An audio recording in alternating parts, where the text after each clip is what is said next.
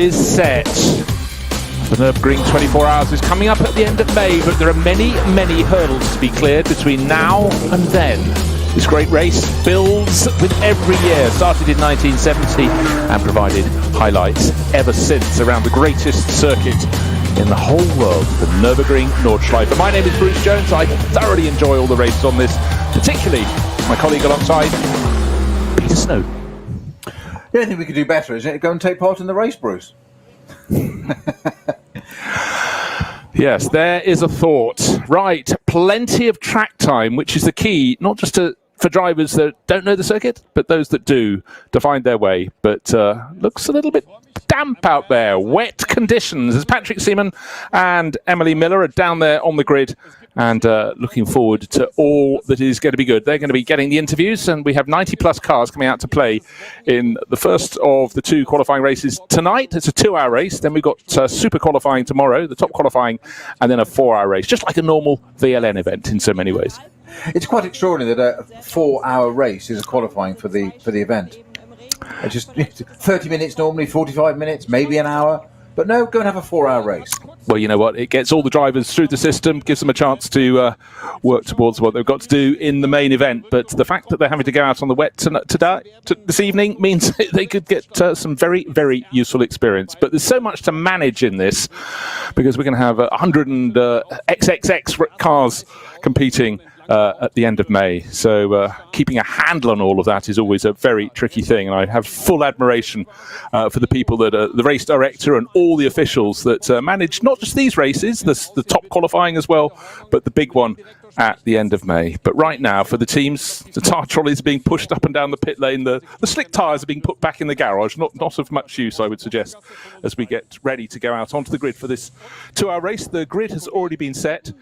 But yes, it's building up. It's building up. It's about track time. And for a lot of the drivers, if they haven't done a lot of races here, they have to have their ring license to take part in the event. But, you know, you always have so much to learn. Every day is a different day on the Nordschleife, Snowy.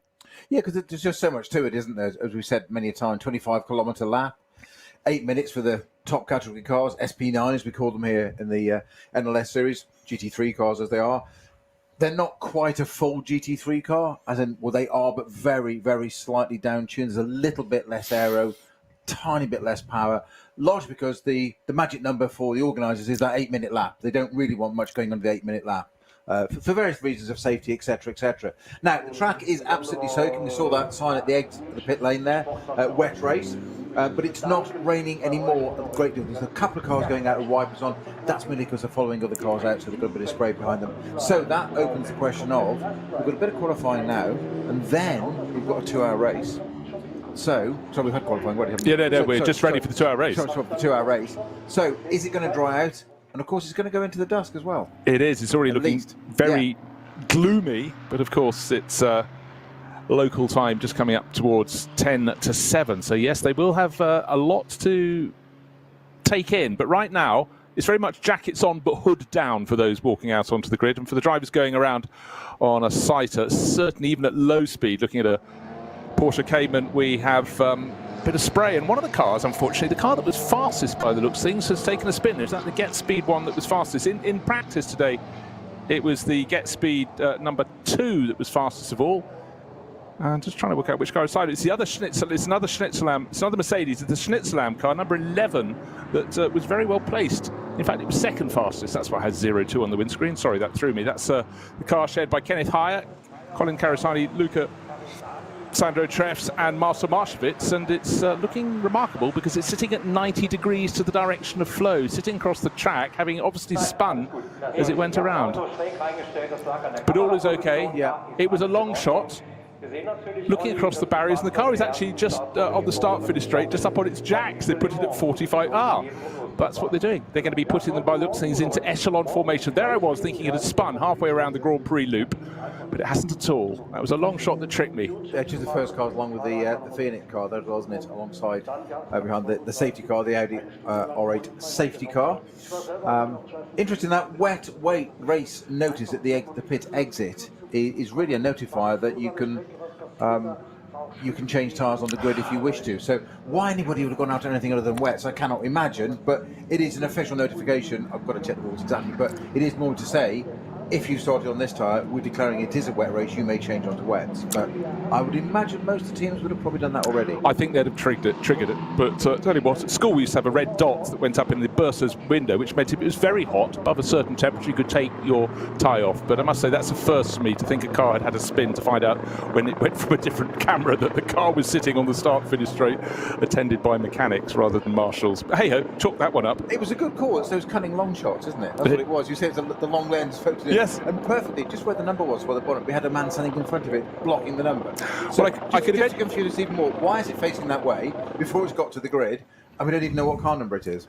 Well, we're now testing us, Jones. Yes, exactly. It said 02 on the windscreen, so right, for those who are going out around the circuit to get a bit of a sighter, one of the many BMW in the junior classes going around now. That's car number 82. It's quite hard to pick out in the dark. It really is quite murky. It's Gitty Tyres sponsored.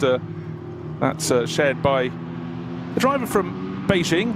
That's Rainy Hay, Andy Yan and Sunny Wong, both from Hong Kong. So that again just shows the international draw of this race. They'll have all had to have earned their ring license to take part, and you know, that is such a draw. They come back again and again, and certainly they will be very short of experience of the Nordschleife in all conditions, but most notably in rain, and rain going into darkness. But who knows what the weather's going to be when we get to the end of the May for the ADAC 24 hours of the Nürburgring. But conditions really are rather nasty out on the circuit. Drivers just trying to decipher and establish exactly how tricky it is out there. And the Dürr Motorsport, yes. Aston Martin car number 69, that's one of the SP9 runners, one of 30 plus, and that's not a bad driver lineup. Phil Dürr of the family and Darren Turner of huge success. He's had a busy few weeks. He put up a picture during the week going, last week I drove a GT3 yes. Aston Martin, a GT1 Aston Martin, a Valkyrie, and a very early Aston Martin. What was the very early one? Was it on a day? Pre-war Aston Martin. Yeah, definitely pre-war, from the 30s. And again, there were lots of those out at the Goodwood members meeting last weekend, and I must say I still have a particular penchant for the Aston Martin Ulster. Such a great looking car. And the ones that Nick Mason's team, 10 tenths run, are just beyond reproach in terms of their preparation. Wonderful to see those cars out again, and I was very privileged today. I was on a day with Darren Turner at Goodwood just pre that event, and got to drive Sir Malcolm Campbell's 1933 Le Mans Aston Martin around the circuit in its original bluebird blue colour. Wow! But the thing you have to forget about these cars, you have to remember when you get to drive it, is the pedals are the wrong way round. So you've got the clutch on the left, accelerator in the middle, brake on the right. And it's an H-pattern 4-speed gearbox which starts nearest to you and works away towards the left-hand side. Good Lord. So it's and you have to drive it. You have to drive not it just well. sit in yes. it. Yes, and do manual advance and retard on the ignition and things like that. So they're much more immersive. I saw Darren enjoyed getting back into a modern GT car where you just press a button, job done. Yeah. So the cars are being lined up in echelon formation. That means they're at 45 degrees to the angle of attack, and tail towards the grandstand side of the circuit, nose towards the pit wall, and it will take quite a while for this all to get into position to get underway. But I must say, the fact there are raindrops, fresh raindrops with every few seconds on the lenses of almost all the cameras that we've looked at so far, which are the ones in and around the pits, the start-finish straight, and a few just around the Grand Prix loop, obviously just catching the action as the cars go around to just find out how wet it is. Right, cars at the front of the grid. Two Mercedes on the provisional front row, well, on the front row, no provision about it. And it's car number 2, which is shared by Adam Christodoulou and Danny Junkerdea. That's Team Getsby's Mercedes. Now, the man who's very responsible is Walter Hornung, who's the race director. He's standing there, rain on his shoulders and rain on his head without his hood, but standing there putting on a brave face. But he's got a lot to attend to through the course of the 3 days here on the Nordschleife. The qualifying weekend. He's got to make sure everyone's behaving and reaching the standard required. He's got to keep on top of all the changing weather conditions out there, and Emily Miller is drilling him for answers to the questions, but Walter has a huge amount of experience in this, and you could ask for no one better because there is so much to consider. It means, obviously, if you're running a race at a more standard circuit like a Silverstone or a Hockenheim, there is less to consider. But here he has so many permutations and variables with the 170 odd corners around the mighty 25-kilometer Nordschleife. Throw in the weather and anything can happen. And one point that we always talk about when looking at the Nürburgring is the fact that there are so many corners on this lap, but on top of that, there is so little space between the edge of the track once you're on the Nordschleife and the barriers. And today, of course, the grass is wet. Even in the dry, it gives you only the blink of an eye to try and save any moment. But seriously, anybody going over the curbs today might be not just hindering this race, but also the next one as well, which is tomorrow, and taking themselves out of the top shootout as well. Of course, that's it. It's collateral damage. Obviously, curbs, wet, painted, not an ideal mix. And we know that we've said before so many times, there's such a narrow gap at the side of this track on so many parts. Certainly, that initiation, as I call it, going through the Sabine-Schmitz curve from GP circuit onto the Nordschleife, down to the Hats and back. You have not much more than a car's width of grass either side. And of course, the grass is now soaked as well, so it just picks up cars on grass, pick up wet grass, pick up speed. It's not a great idea. I suspect Walter Horning down there checking as well in Germanic fashion, of course, that the you mentioned about the echelon layer to the cars. They have to be at a certain angle. They have to be the back of the car has to be 1 meter from the white line you can see at the edge of the track, and the cars need to be 2 meters apart. And if you don't believe me, I have to diagram in the rules.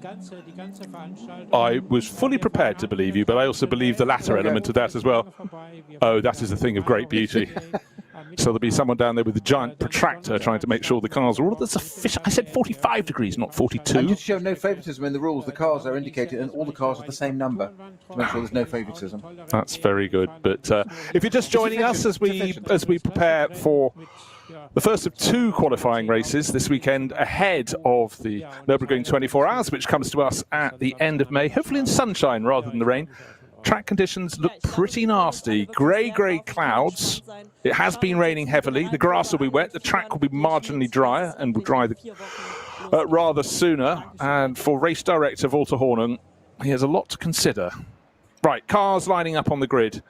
And when I say lining up on the grid, if you weren't with us a moment ago, they are lining up in grid order, but not in 2x2 or 2x3 formation, but 1x1x1, with all the cars with their tail towards the outside of the circuit, lined up at 45 degrees in echelon formation, ready to take the start. Now, also, it's not static as the cars are moved into position. It's also still a stream of cars coming out of pit exit, with the drivers choosing to go for a little lap around the Grand Prix loop rather than the full Nordschleife to just take a sighter to conditions. Any car even running at about 40k is putting up quite a lot of spray, so things are rather difficult indeed. But then again, it's rather better to practice in these damp conditions than it is to go into the race without a lot of experience of this circuit, on top of which this circuit in the wet, it is a different beast entirely, and it really, really has some claws. It's all Mercedes front row, by the way. It's Get Speed number 2, shared by Adam Christodoulou and Danny Juncadea. Schnitzelarm number 11 is second on the grid. Kenneth Heyer. Dutch racer Colin Karasani, he's the least experienced. Young Lucy Treffs, that's Lucas Andrew Treffs, and Marcel Marshevitz. And Marcel, there's hardly a race that goes on without him involved. But Danny Juncadea is the driver on pole. He's being interviewed by Patrick Simon, and rather suitably, Snowy, he has an umbrella over his head. We think the rain has eased, but you know, you don't want to get in the car, put your helmet on slightly damp, you know, for risk of steaming up your visor and all the other things that can go. But it's not great for visibility. But you just mentioned about the track, of course. Is it dry all the way around? That's the point. We often talk about this circuit being dry on certain parts and damp or wet at other parts. Well, of course, the reverse can happen. It's pretty sodden on the pit straight, as we can see looking out. Say, Danny, there's not a lot of rain falling, but obviously there's enough to warrant an umbrella for the drivers and crew. A lot of people not bothering, so I think it's just that sort of fine mist, as it were, now. But not ideal when you're getting into a race car. No, I think you've got the Nordschleife to contemplate. But of course, drivers want the track one or the other, not that bit in between. And that's the bit you don't like, because it's neither one thing or the other. No, fully wet, great. Fully dry, it's fine. You know where you are. It's a reference. But now, and this is going to change. Of course, then the cars, if the rain stays off, and then we have cars going around, 10 minutes to go. And we have cars going around, so we've got 90 cars going around. That's going to drive the track out even quicker. So it's going to be super changeable. And one of the big things that we love about this circuit is, because it's so long, normally you have, let's say, 1.5 minutes, 2 minutes for a race lap. You don't have that choice here. You can set off, you've got another 8 minutes plus in the dry to come back around again and make a decision.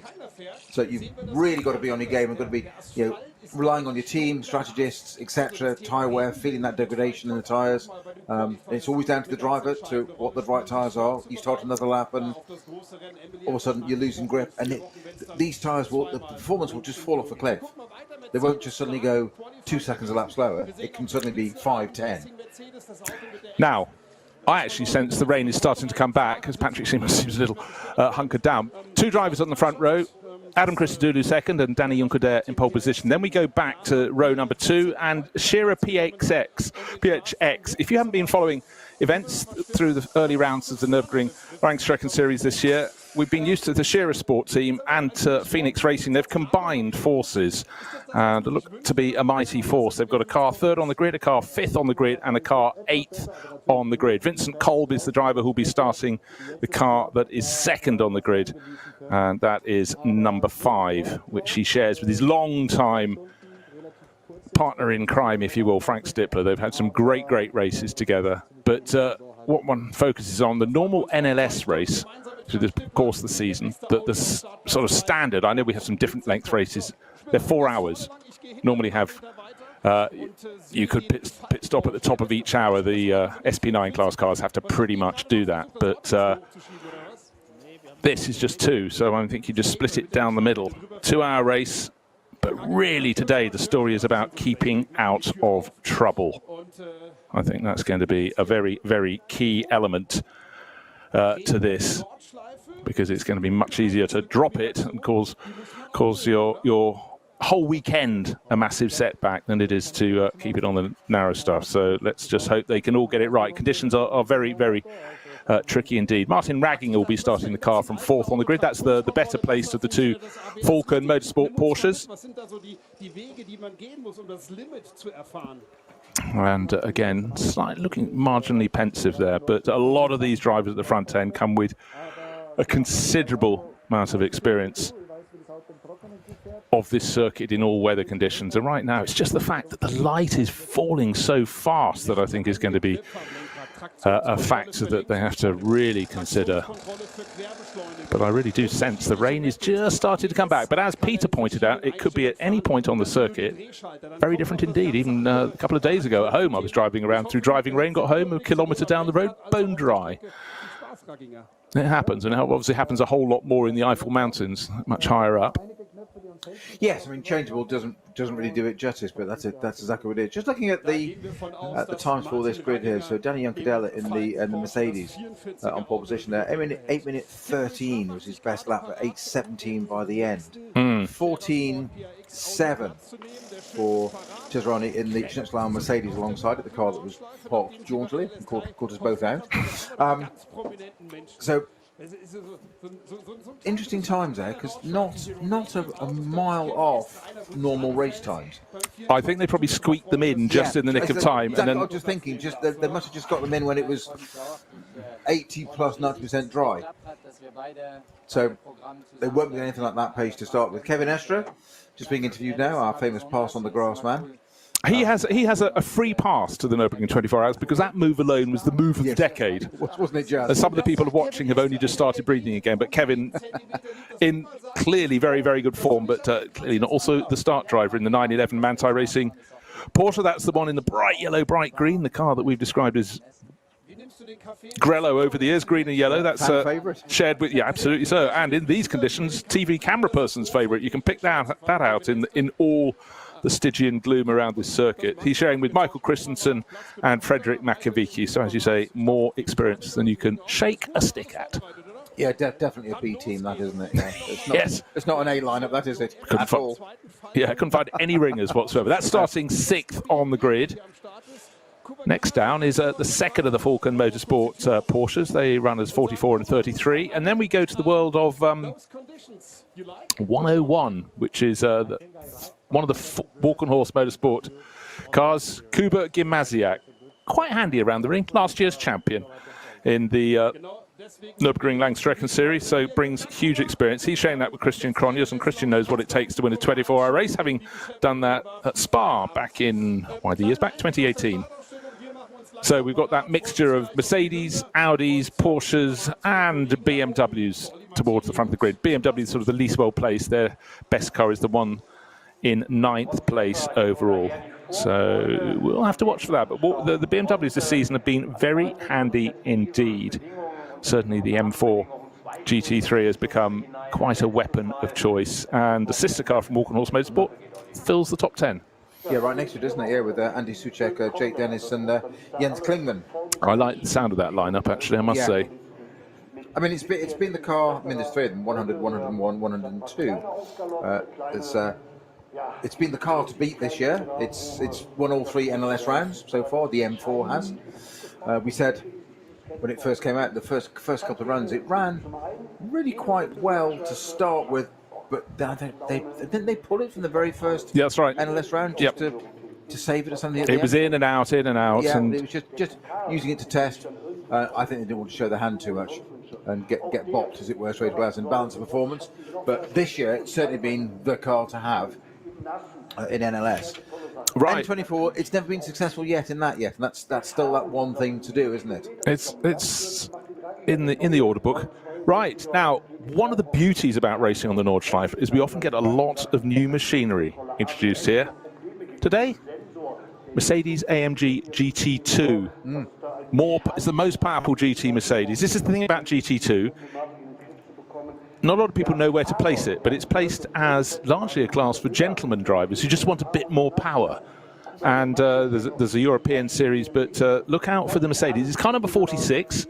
Qualified by Thomas Jaeger. It's entered by Team HRT. That's the Hout racing team owned by Hubert Hout.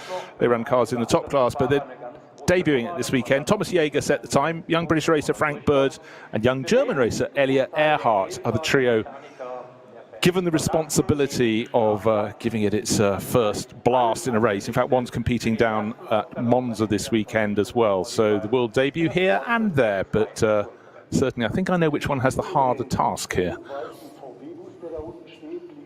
Yeah, I would agree. That's a debut is always fraught with possibilities and jeopardy. But that's exactly why you come and test at the Nürburgring. I mean, that's exactly what it is. There's no greater place, no greater arena to go and test a new product. Grid being cleared as we speak. Yeah, now starting to see the cars in their true colours, which are all slightly muted in the grey, damp conditions. It was dry this morning up to lunchtime, so in fact the qualifying times were set on a properly dry track, but they didn't get a lot of track time. So we'll see what can happen right now. Last few photographers starting to make their way clear, but certainly the cars will kick up a lot of spray when it gets going. 2 hours of racing this evening, and we'll be back covering tomorrow's action. There's plenty of it. Bear in mind, this is only a qualifying weekend. And the national anthem rings out as the cars in position down on the grid.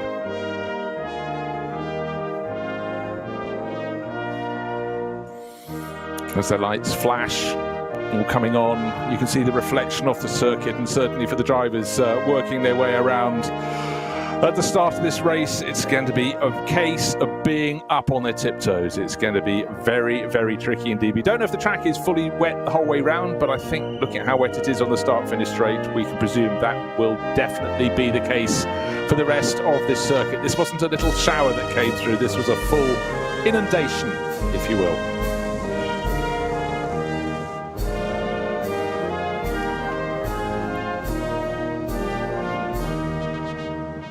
So on the one hand, the drivers will be nervous about not making a mistake. We haven't talked about the Italian cars. Just outside the top 10, we've got a Lamborghini, and just beyond that, we have the best of the Ferrari 296s, this new model for 2023. makes the 488 a car that always looked very svelte, looked far less svelte.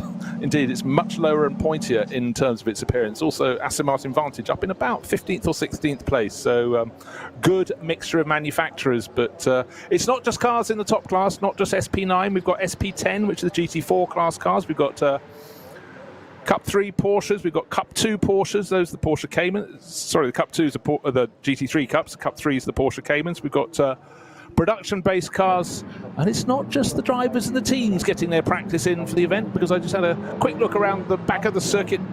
The campers are there as well, just testing that their barbecues are going to work come the summer and the warmer months here. So out for the weekend. I think any time the cars are on the Nordschleife, it's a very, very good drive. Yeah, just about driver lineups. You mentioned the 296 GT3 Ferrari there, the replacement for the 488 Evo, which you said was quite a piece of kit anyway. Fricadelli Racing running that car with Earl Bamber, Nicky Katberg and David Pittard at the wheel. The only one in the race this time, no Racing One entry this time, because they're actually focusing on running at Monza this weekend. The life of a GT driver is very, very busy indeed. Comes at them from all angles, and sometimes they need 2 copies of themselves to fulfill all their contracts, but it certainly leads to a merry-go-round of drivers. But right now, all focus on the first of 2 qualifying races this weekend. Today it's 2 hours, then we have super qualifying tomorrow, the top qualifying shootout for the top 30, and then a 4-hour race just to get things sorted ahead of the 24-hour race at the end of May.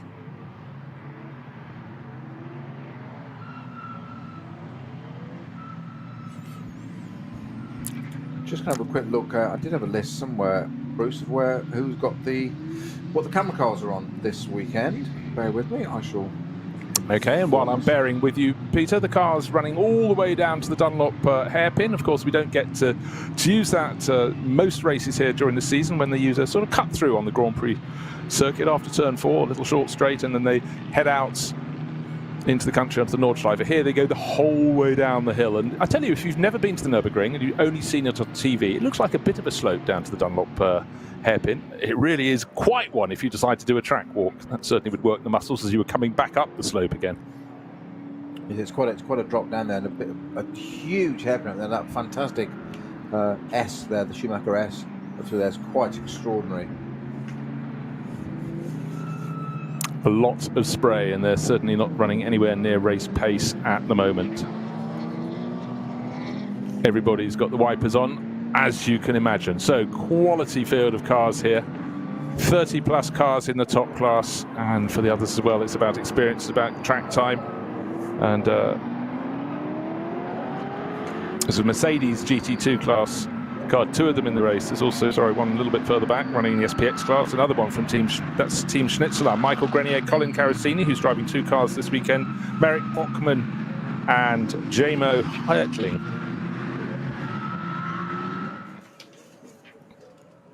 Now, to start the race, you'd like to start on the track. The number 40 Audi, however, looks very pretty. It's one of the Audi Sport Team Shearer PHX cars. It's bright. It's just a really strong silver and red livery, but it's been pushed down the pit lane without any wheels on it. Now, this is a really amazing combination of drivers. We've got all 3 drivers have won the DTM Championship, a championship that goes up and down, but when they won it, it was for touring cars rather than GT class cars. It has been for the past few years. But Timo Schuyler, champion in 2008, 2009. Martin Tomczyk took over to be champion in 2011. And 2 years later, it was the turn of Mike Rockenfeller, all bagging DTM titles. And of course, Rockefeller has also won Le Mans. Their car, however, will be starting from pit out. Don't know what the problem was. They didn't seem unduly stressed. The only one would be stressed would be the driver, who'd probably quite like some wheels on the car, as it's being pushed along on some jacks. It is a little bit. I mean, it gives him greater ground clearance, it must be said, but... Just flicking back to the camera cars very quickly before we've got it for you, Bruce. It's the number 31 Mercedes from Get Speed, the pole position car. Is cameras on board, and Falcon Motorsports, Porsche, Audi 40, and the junior team 72 and 44. So they've got camera cars in our top category. So welcome to the first of 2 qualifying races for the Nürburgring 24 hours. The race is just over a month away, but we've got a 2-hour race this evening, and it really is evening. at the Nürburgring, and then we will head to some very special qualifying shootouts tomorrow with top qualifying for the top 30 runners, and then we'll have a 4-hour race tomorrow afternoon. So the drivers get to qualify in all conditions, probably all shades of light, but we cannot wait to see what happens this evening and this evening alone. It's not a case of only damage limitation, but to be a hero that turns to a zero could be a really unfortunate thing. Conditions are conducive, not for, well, they're not easy conditions whatsoever, and a lot of drivers would have had that dicky bird, the word from the team boss just telling them what he expects from them, and he doesn't expect them to put it into the wall.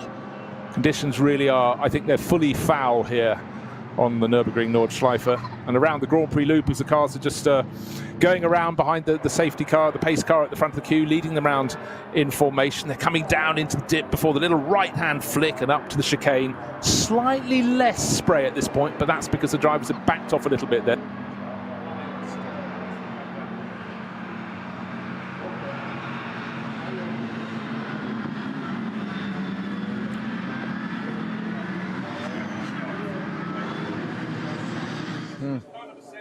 That's a Conrad Motorsport, yeah.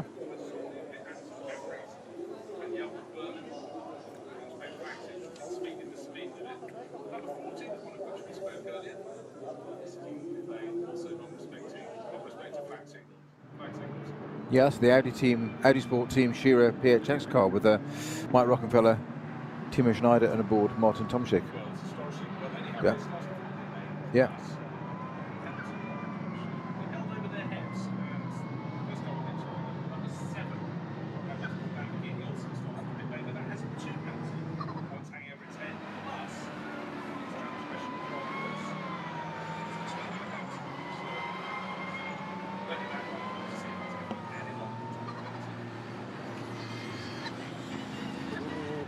First sighting of the cars going to left, very savvy instruments curve. First 30 or so cars have been through that, now they're going out into the Nordschleife. So, it's very, very wet. So, some of the circles have been trying the far side. That's the way. Then again, you decided to set up a good car to a full wet race. The last thing you want is to have half the track being tried. So, see what's like ahead. You can just hear it in the background there, the cold steel discs. I know some of them are going to be carbon, but you can hear the coldness of them as the driver's there. Just doing a little bit of weaving gently, far more gently, far more carefully than you are when in the dry, flicking the car as much as you do.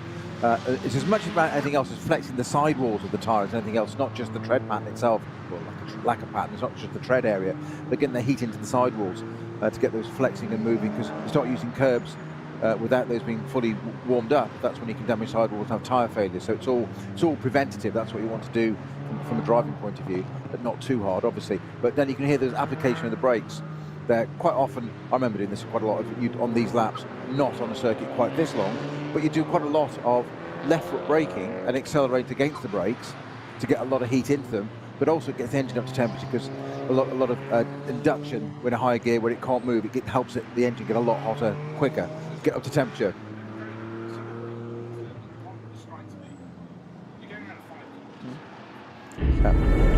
25,378 Kilometer gilt es zu meistern. Oh my gosh, this track is just incredible. This is such a fun place. I'm sure it's amazing out there. This is the whole point of data collection and what you do, and experience talking to other drivers that are experienced on this circuit and how to operate it. Of course, your teams and your strategists know how to do it, and the teams will tell drivers exactly what to be doing here. But you will certainly probably that first bit, hat them back and get a feel of it. At the same time, the driver's going to be looking at the circuit and seeing where it's wet, where there's potentially standing water, is there any running water? Any areas that they think are going to dry out sooner than others, and unbelievably, they will be thinking about overtaking opportunities already, of looking where they might be, where's it likely to unfold, sort of predicting it ahead, and that's what the drivers put into their memory bank of, okay, not for now, but in 3 laps time, which of course here is half an hour, that might be very different with 90 cars going around and clearing it.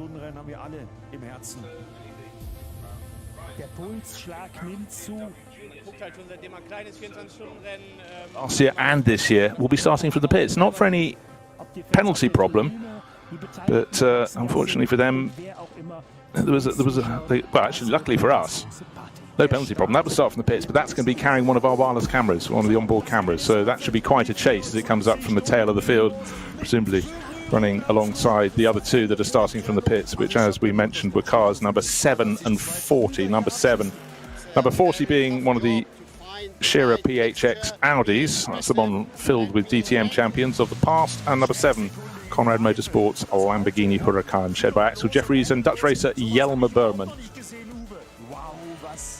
This circuit, the Nürburgring Nordschleife, engenders action. Wet conditions sometimes engender a little bit too much action, but it's all experience these drivers need to learn.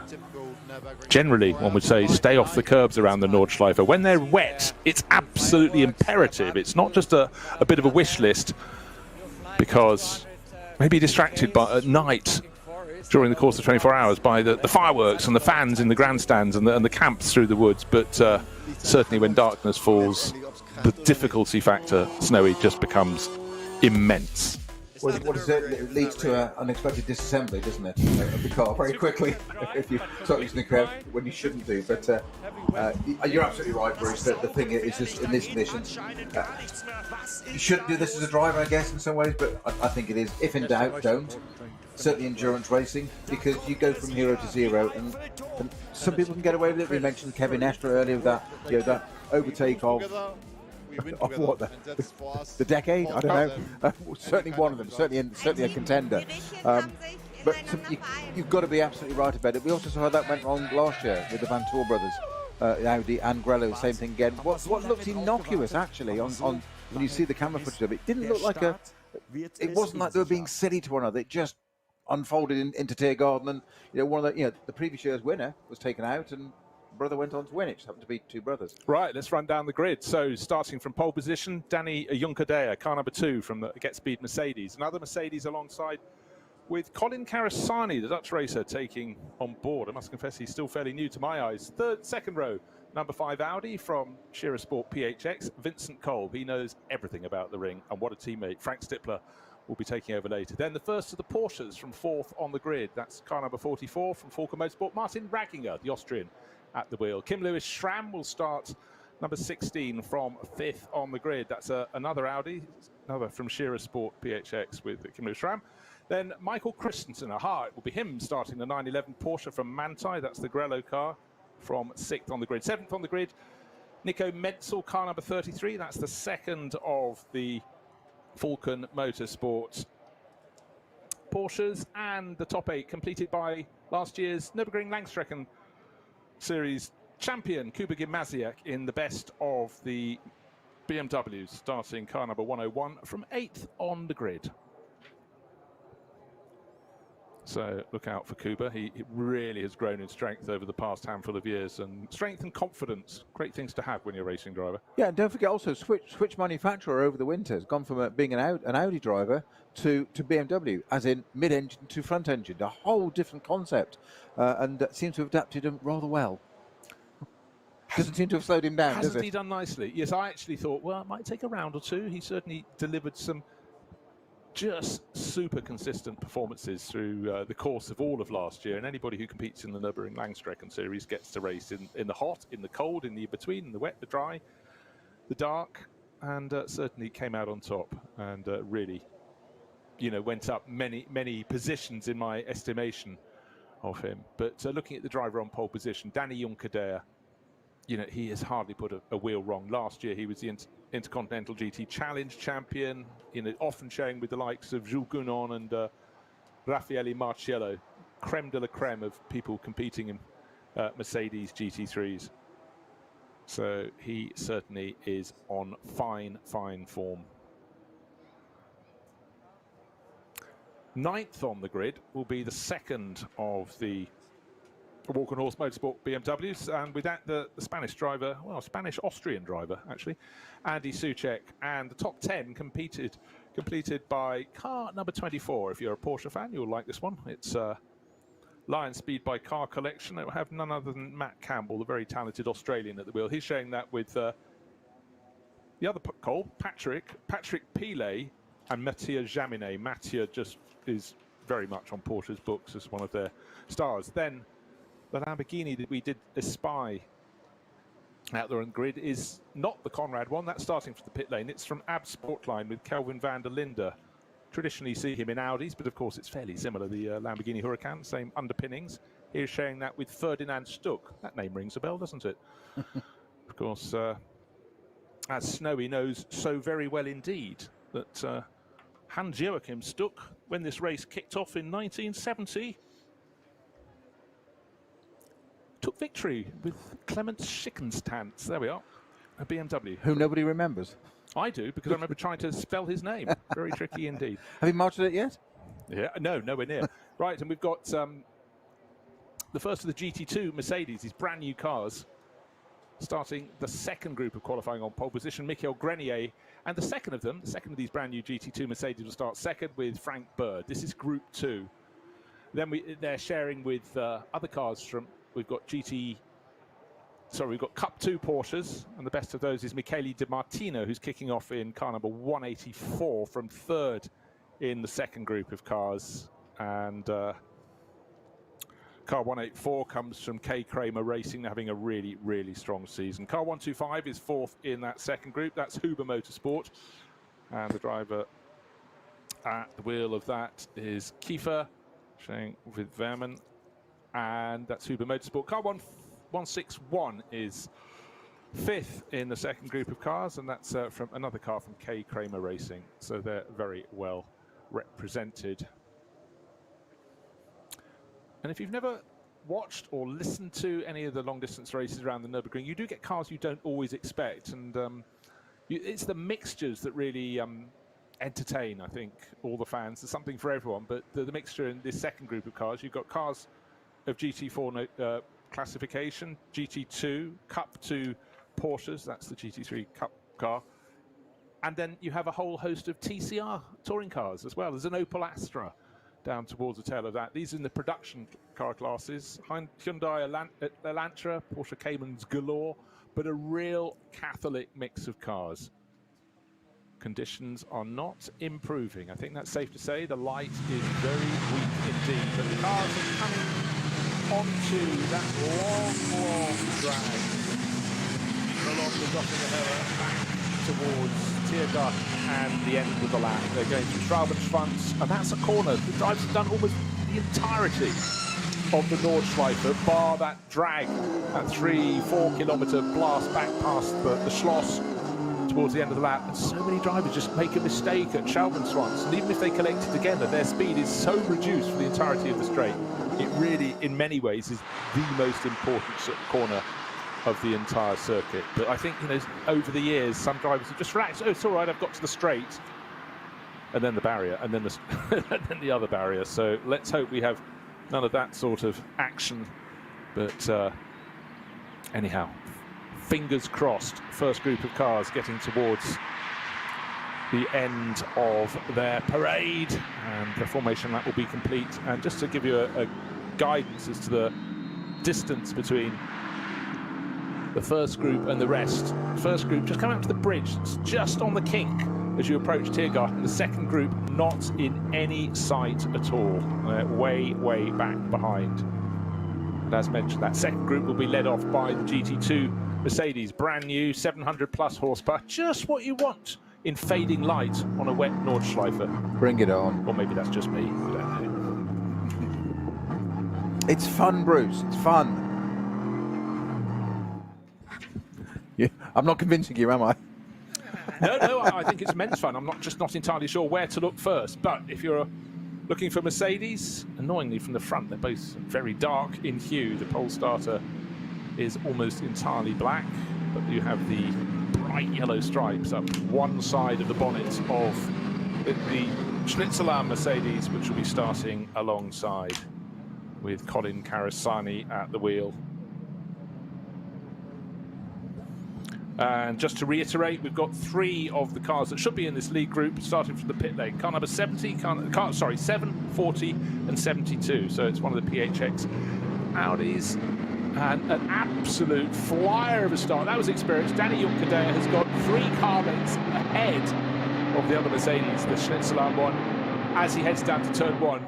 No concerns from his point of view. Going to be no spray in his face, but behind them they're 3 abreast, and certainly, I said the Grado car stands out. I think we've had at least 2 places gained by Michael Christensen. Let's call it 3 places. He's of course, the little cut through. You turn into turn 1, but instead of doubling back through the Mercedes arena, you're cutting out the Mercedes arena. So you turn right and then almost immediately left, like a very tight S, and then on down the hill, all the way down towards the Dunlop Chiara, the hairpin at the bottom. So a few of the drivers caught a little bit napping, but the good news is they've stayed on the track. And for the race leader, Danny Juncker there, he's got, I'd say, already a second's advantage. Second place is still the Schnitzelarm Mercedes, with Colin Carasani at the wheel. Coming down the slope behind him in 3rd position is the fast-starting Michael Christensen. Behind him, looks as though we've got one of the BMWs who's gained ground. The better of the Audis, sorry, the Volker Mesbold Porsches is in 4th place with Martin Ragginger at the wheel. So a few gained and a few lost, but certainly no mistakes from Danny Juncker there. No, but I would say that he jumped ahead there before the lights went out. Quite a long way. He pulled out a good few car lengths before that went. Whether he was just, he's raced his pole position and he's got the right to control that, so it kind of is everybody else up to keep up with him. Right. It looks like he pulled ahead, but he was just getting up to a speed when the lights went out. So I would say, bizarrely, the rest of the field were at fault for not keeping up with our pole sitter. Yeah, that's how I'd view it. Because of the pace coming down to start-finish line, they couldn't overtake Colin Carasani. He was just caught napping a little bit. Now Carasani was 2nd, is 3rd, because Michael Christensen 6th became 4th at the first corner, then it became 3rd going out of the little cut through. Now he's up into 2nd, so he's got to set off after Danny Juncker there. Kim Lewis Schramm is in 6th place, Kuba Gimasiak 7th, Nico Menzel 8th. Matt Campbell, Andy Soucek completing the top 10 cars through the 2 Sabine Schmitz curves into the even darker areas. The best of the Aston Martins running about 15th position. Darren Turner at the wheel, no surprise there. But drivers definitely on their tiptoes. Colin Carasani falling back a little bit, but still comfortable in 3rd place. Best of BMWs has moved up behind, which is Kuba Gimasiak. Of course it is. Of course he's gaining ground. Just to reiterate, 3 of the cars in this top group, the SP9 runners, were making pit lane starts. Car number 7, which is Conrad Motorsport Lamborghini, for misdemeanors in qualifying. Car number 40, which is one of the Scherer PHX Audis, that's entirely crewed by former DTM champions. And car number 72, the BMW Junior Team M4 GT3. Second group of cars, as I said, headed around by the Mercedes GT2, brand new racers, Cup 2 Porsches, some TCR class cars. They're coming through the final sequence of corners onto the start straight. The Cup 2 Porsches very much looking bottled up behind, but these 2 GT2 Mercedes are leading the second starting group. They should unleash as many of their 700 plus horsepower as they dare in the dry, in this wet condition. Tucked in behind the best place, the Cup 2 Porsches is looking as though it's wanting to make a move, waiting until they pass the start-finish line. The GT4 Aston Martin getting very, very close to the pit wall, but eventually ducking back into about 6th position in that group. But as much as anything, Snowy, I think drivers just want to have visibility, so they're steering as wide as they possibly can. And if you just look, as the drivers go into turn 1, if they run deep, you think they're going off, and that's because they're actually on the bit of circuit to then snap through an immediate cut through the very tight right into the time left. Yeah, much tighter bunch across the start line on that start group 2 there, with those GT2 Mercedes at the front of them. One of the Porsches, one of the Cup 2 Porsches, challenging for 2nd place already there, Bruce. But it caught me out again, even on that first group. We're so used to NLS where they go 90 right, or a bit more than 90 right, and left again. Of course, they take a different line, so it looks like an odd approach there. But you say that one of the leading Mercedes there running very good. That's in 2nd place now. That's got it back again, so the 2 Mercedes back as they were on the front row of that starting group 2. Though that's about to change again as the Porsche looks like it's trying to good right and left, coming up to the out of the Dunlop curve there, a bit up into the Michael Schumacher S. Not quite carrying it off, I don't think. Well, obviously it makes a change if you're a regular watching the Nürburgring Langstrecke series to see the cars go down to the Dunlop hairpin. Now, not everybody's out on the track. They're supposed to be, but number 718 Porsche Cayman is in the pit car. Looks very beautiful. The Smirlis Racing example, shared by Fabian Peitzmeier and Guido Heinrich. But that, sadly for them, is up on the jacks in the pit garage. And it's so immaculate that it clearly didn't go out to do the formation of that. So it's obviously something they're working on. The second group of cars goes into the compression up the slope to the Vidal chicane. And the GT2 Mercedes that's leading it, the Schnitzelarm example, starting to gallop clear. The best of the, I think it's the K. Kramer 161 Porsche has got up into second place. It has, hasn't it? Yeah. In that grouping, so that was a nice, neat, tidy driving from them. Well, I said he was lining up for it, wasn't he? Coming out of the Dunlop hairpin, and it's he got the job done. He sort of flicked, he did this almost a cutback coming out of the hairpin, which is ready for the Michael Schumacher S, and managed to maintain that position. I think you're right which car it is. I didn't quite see the number on it, but that split the two front row Mercedes from the starting group 2, and of course we'll be on starting group 3. No, that's it. No, we've got 2 groups, haven't we? This one. I'm going back to NLS days again. Do you know what happened? It's only a week ago.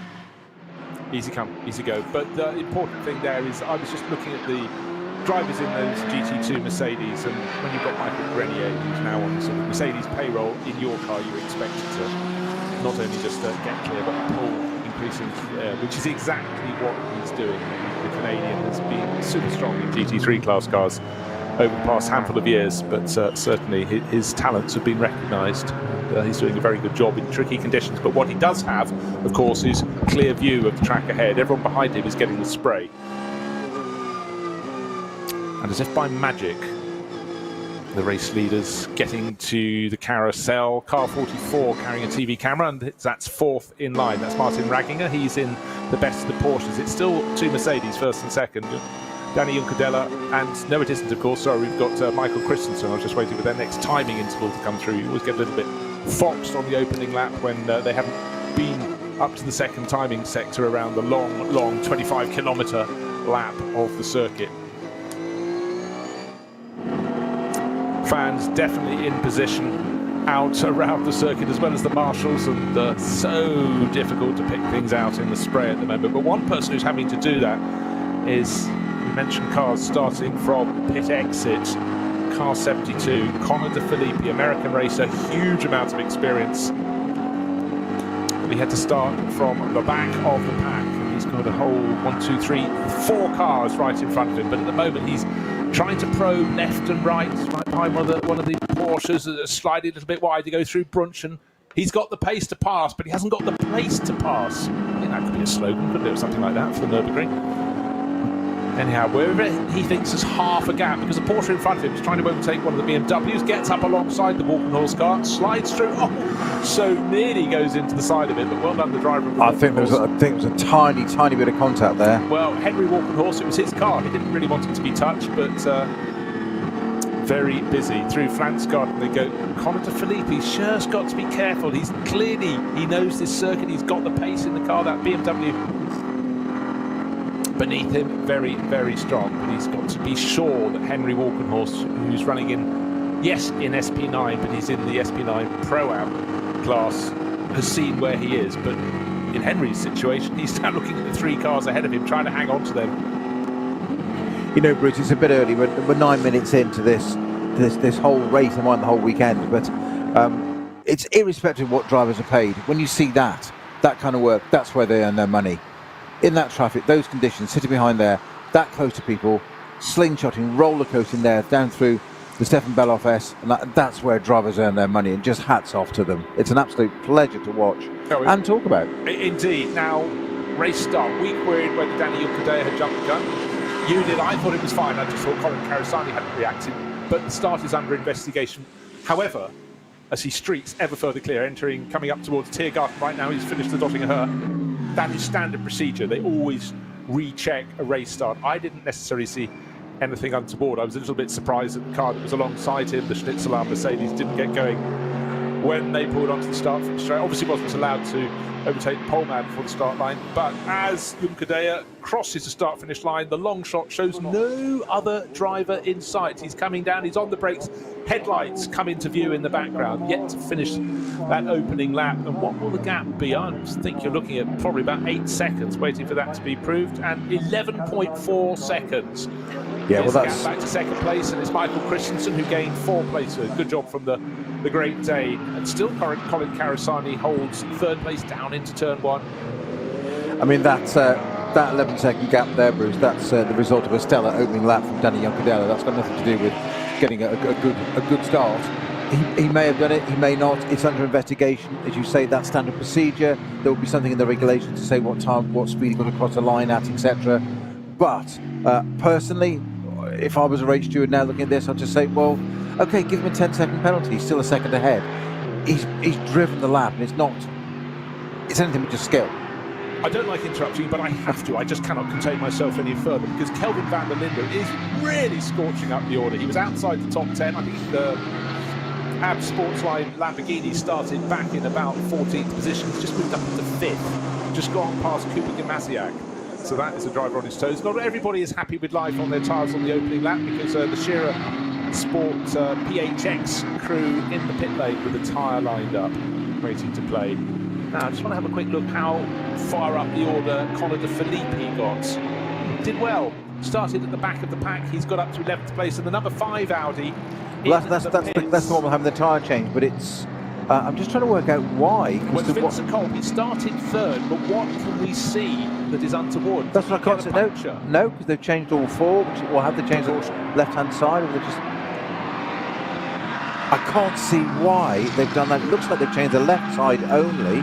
That's because I haven't seen them change the right-hand side. It might have been obscured by our camera view, but it's a strange thing to come in so early. No way did he start on slicks. No. And it's certainly a set of treading tyres that come off it. If he'd started on slicks, he wouldn't have made it back to the pits yet. No. So, right. So the number 5 Audi underway. It is.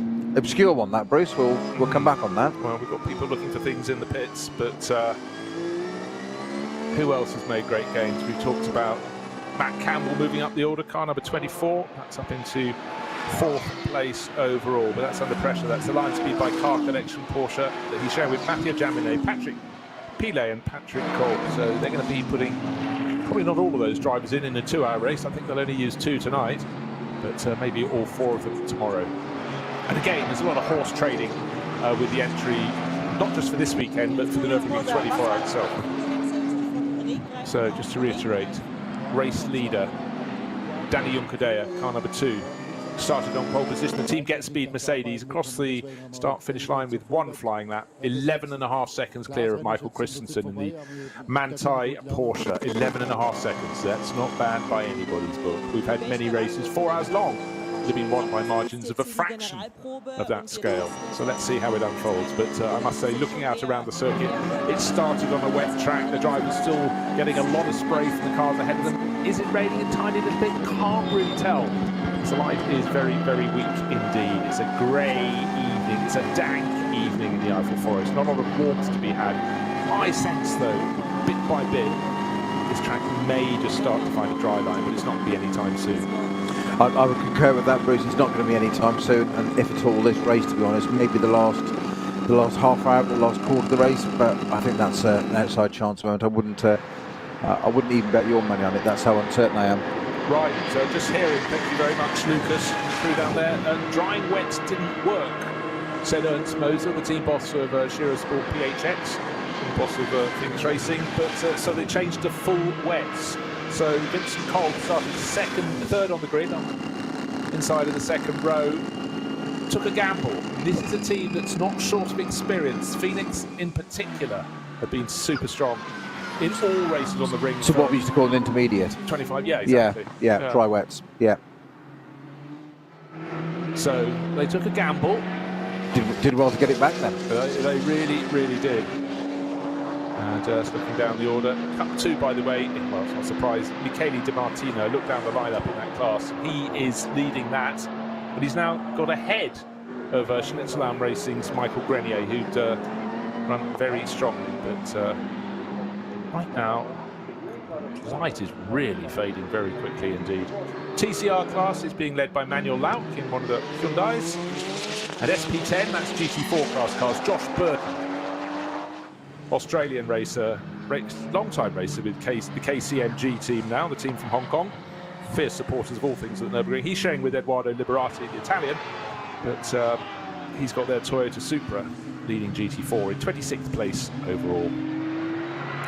Just having a quick look to see if anybody has had any misdemeanors that haven't been picked up. And let's face it, with 170 odd corners, it's just as easy to miss them as it is to catch them. But front running cars going very nicely indeed. Right, 11.477 seconds between first and second. Look, waiting for the next timing interval. It is a long time in coming. And we will see. Actually, just going back to that decision to run on inters at the start of this race, that was very, very ballsy. And it does seem they were the only ones who tried that, Shearer Sport PHX. And Ernst Moser, with a shrug of his shoulders, the team box, obviously thought it was worth a go, though. But you have to bank on that level of experience. And the teammate there, Frank Stippler, who's been racing here for 25, 30 years, they've got experience of looking at cloud shape, level of light, and they took a punt. It didn't work, but let's see what happens tomorrow. But certainly the number 5 Audi that started at the head of the pack, well, in 3rd place, right down towards the tail. Now, we were predicting earlier, weren't we, Bruce, about lap times? We're saying 8 minutes is the magic number around here in the dry. 9:31 is the lap time set by race leader Danny Yankidella. So we're a good minute and a half off at the moment. And I said it probably wasn't going to be much under a 10-minute lap. So we'll watch how that drops down. But just saying that, Danny Yankidella at 9:31. Christensen second, 9:42, 45, 46, 47, 47. You're getting the picture here of what like. That is what an absolutely stellar lap in that literally opening lap from Danny Yankidella in that Mercedes. Quite extraordinary. Yeah, he's left the iron on, hasn't he? Exactly, yes.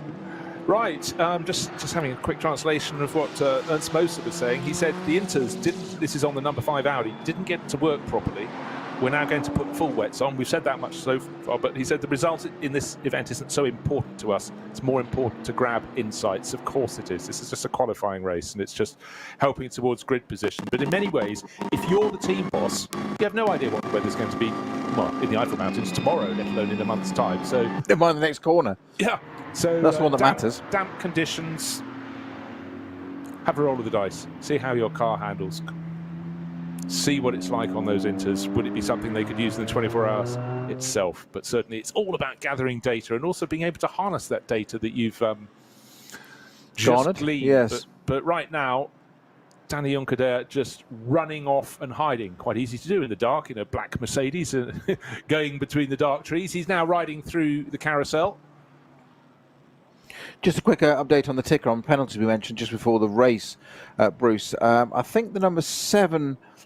Jeffries Berman Swift Lamborghini, it may have had that 2-minute penalty added now. Okay, I think it has. That makes sense. And the 100 Valkenhorst BMW Breuer and Trogan has had a penalty added, or it's facing a penalty, hasn't been applied yet, for not standing on all 4 wheels at the 3-minute marker, i.e., as we saw them in that echelon pattern.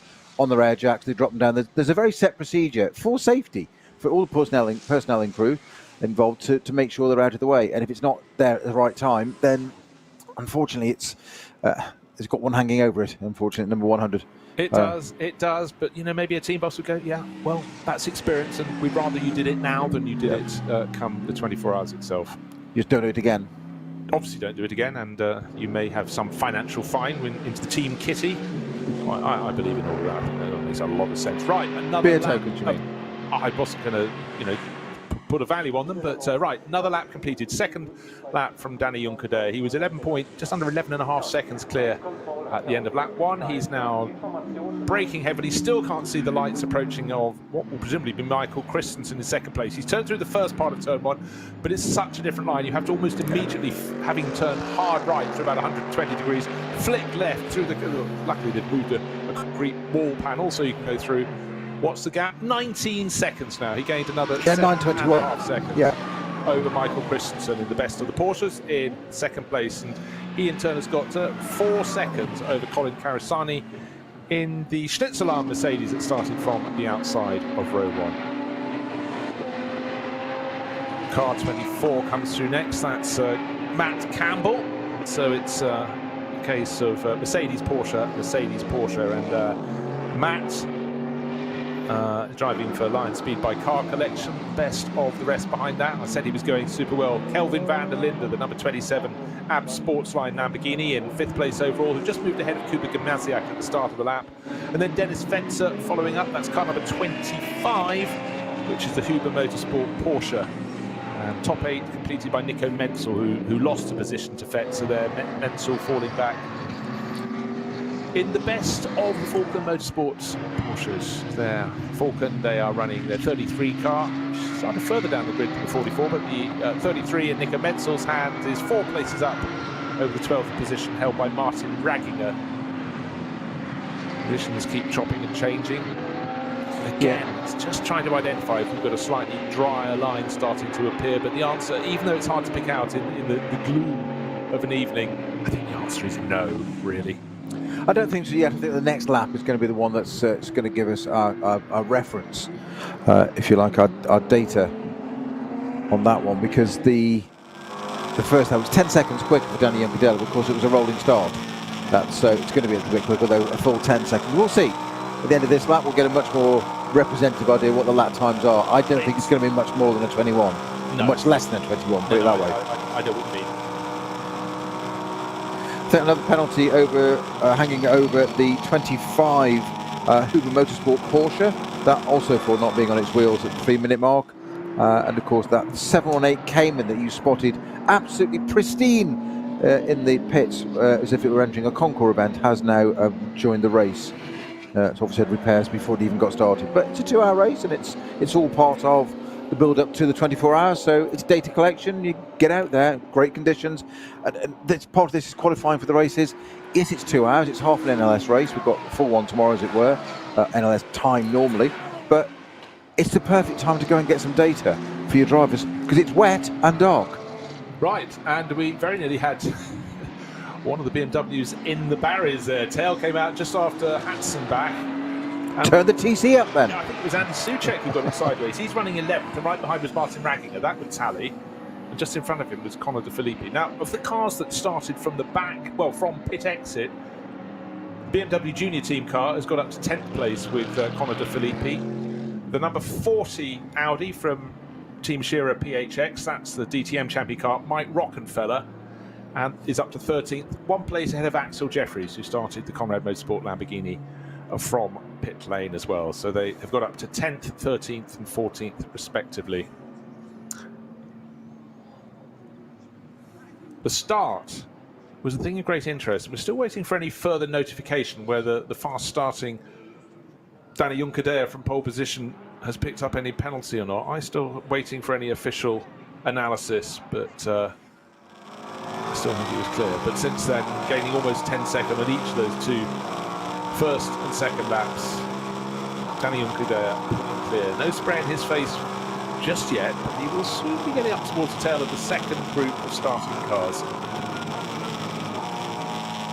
Just in case you want to know how many cars started the race, I will keep scrolling down my screen. More than 60, my screen's frozen for a second. I'll try my other screen. 60. 60 cars it is, that's why it stopped there. Running last is the Smurlis Racing 718 Porsche Cayman. We know that, we saw it in the garage. Now, the driver who's going best in this race is Danny Juncadella. The driver who's going second best is 9 places further back. His name is Conor De Filippi, and we're just hearing from his team boss, Stefan Reinholdt, who's done a fantastic job with BMW Junior Team drivers, and they are staunch supporters of all racing on the Nürburgring. So, you know what? For his driver as well, for Conor De Filippi, who needs no further learning on the Nordschleife rather than the extra gain you get on every out. You can never stop learning. Outing here is that he practiced the overtaking bit on the opening lap when the cars were nose to tail, and he picked his way up very nicely and continues to do so. And I think just trying to see who the next target will be. I reckon that his rate of gain, the next target's probably going to be the Fricadelli Ferrari. Yes, David Pittard is just about a second or two ahead of him, so it's 9th for the Ferrari and 10th for that BMW. But of course, the leading BMW, the best placed BMW, is 4 places further up the track. It's 6th overall. That's Kuba Gimnasiak. I do sense it might also just be the angle at which the direction which the cars are approaching. The next sequence of corners is a little bit less dark now. We'll keep an eye on track times, but the track seems to have a little less glisten on it now. But it's easy for us to comment on from the warmth of a dry commentary room. Just trying to look where our 296 Ferrari, Fricadelli Ferrari was that we mentioned earlier in going to the grid, where that is in the field now. Just a bit of on board there with the Fricadelli, it's ninth place. It is ninth. Ninth place, so it's just ahead of the fast rising Conor De Filippi.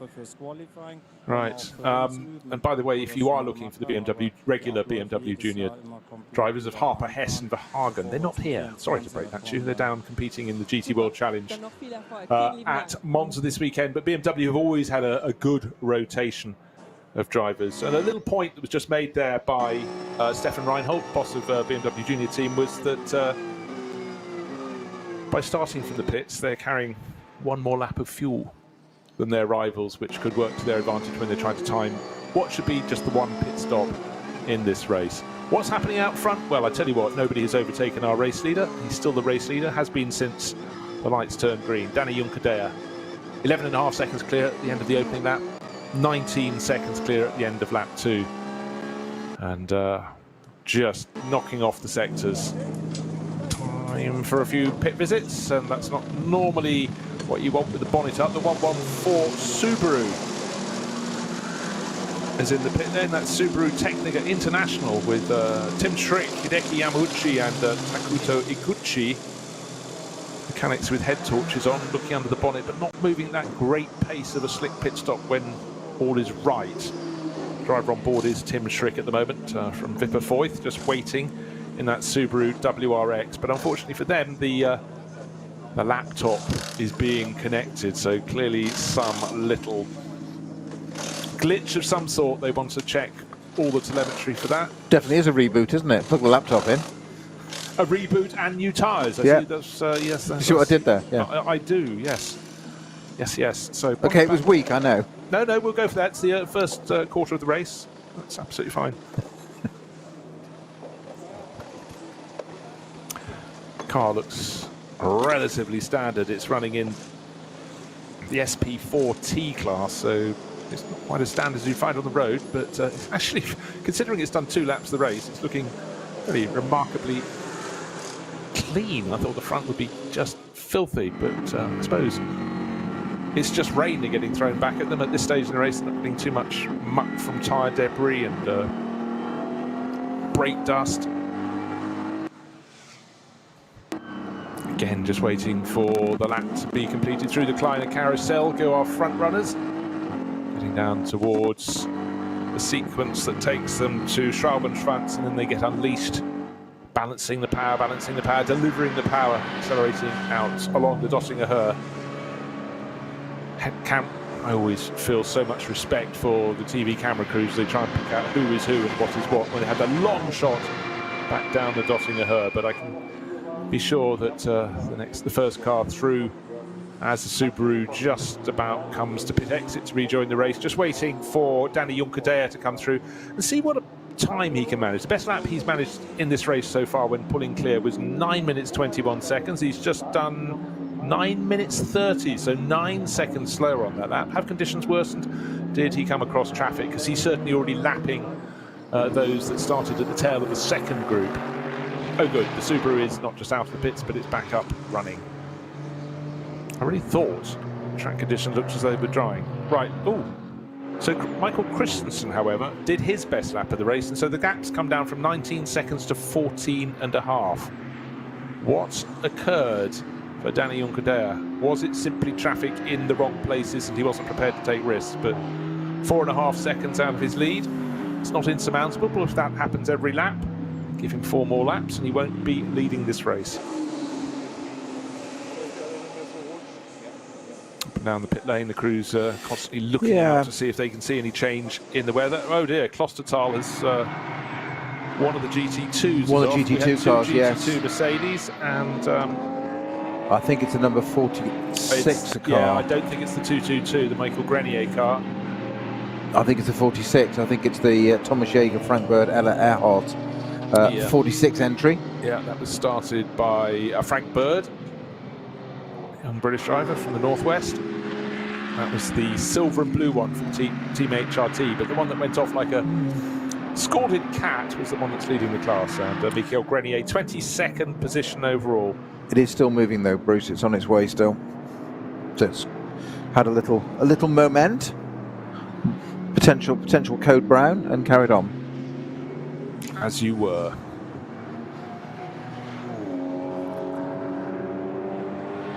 The Nürburgring Nordschleife, difficult in bright, dry conditions. Doubly difficult when the light fades. Trebly difficult when it rains. When it's fading light and wet. Michael Christensen had such a strong opening lap, but he's now got more company because Colin Carissani has fallen backwards down to 5th place in the Switzerland Mercedes, and up into 3rd has come the number 24 Mercedes of Matt Campbell.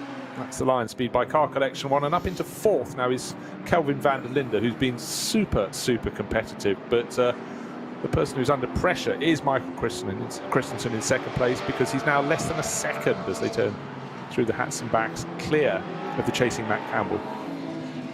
Yeah, and you mentioned those lap times there, Bruce, that it was a 9:21 was the fastest lap of the race for Juncadella. That was the first flying lap of the race. He did a 31 from the rolling start, as it were, 10 seconds quicker. He then went to a 9:30, so he dropped 9 seconds on that on its first proper flying lap, whereas Christensen did a 25.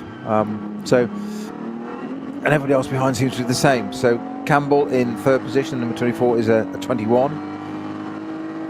24, van der Linde, Cesarani a 30.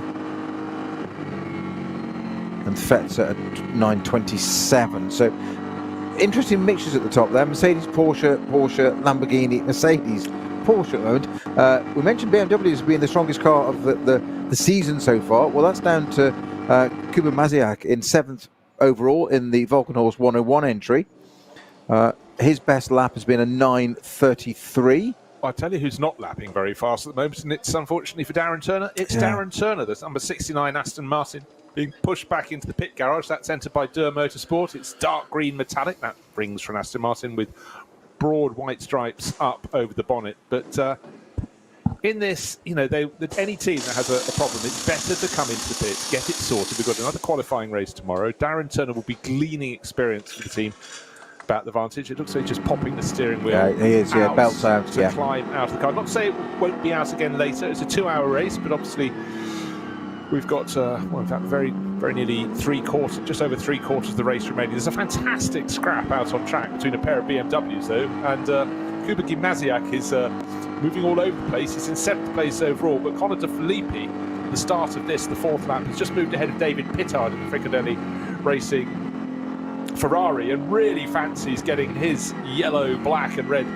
BMW past the black and red version from Walkenhorst, and Gimnaziak's determined not to make that happen. There's a Porsche Cayman up ahead. They both passed it, but it meant that Gimnaziak had to really haul his car from one side of the track to the other, not taking too many risks, but clearly the pace in BMW terms is in the hands of De Filippi at the moment.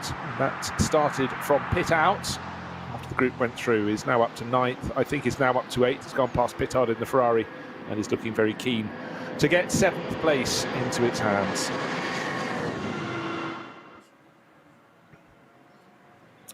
Gosh, the penalties are coming thick and fast. You feel in race control. There were so many misdemeanors on the grid, largely with speeding in the pit lane, or particularly now cars that didn't get back down onto the deck with all 4 wheels when the 3-minute board was shown, because still the penalties are coming in. 30-second time penalty for Fetzer, Kern and Dumas. At the moment, Fetzer is in 9th place overall, so that's a little bit of a setback for number 25 Huber Motorsport Porsche. He's showing that with Lars Kern and Romain Dumas. Yeah, the Romain Dumas. Well, I'm going to do I've asked Darren Turner what's happened to the Aston. See if he responds. No pressure. No, entirely so. Yeah. We are watching, you know. Your public need to know, Darren. Come on, tell us. Well, I tell you what, there's an interview coming up very soon with Darren Turner, so as much as you're asking, he can't answer your question because he's going to be coming on on live to tell us what's happening, so we'll listen to him. We drop the volume for those in the German language and try and translate them as quickly as we can and as accurately as we can, but Darren has mastered English, and we'll hear what he has to say. Ja, gerade frisch aus dem Auto ausgestiegen. Das Auto ist schon aufgebockt, steht hier in der Box. Darren, what's happening in the car? Why is it inside the box? Yes, we had a vibration in the qualifying session earlier on. I thought we found the solution, but we need to look again just to check because it's getting worse as the run went on. So now it's like, let's just make sure everything's okay with the car, and then we'll be in a better shape for the race as well. So you will not go outside now on the race again? Just have to race tomorrow? No, I hope we go back out. Yeah, I hope we go back out. I mean, just get the guys to go through everything, make sure that we find it, fix it, and then we can go again. So what do you think? Why is the vibration? Do you know something?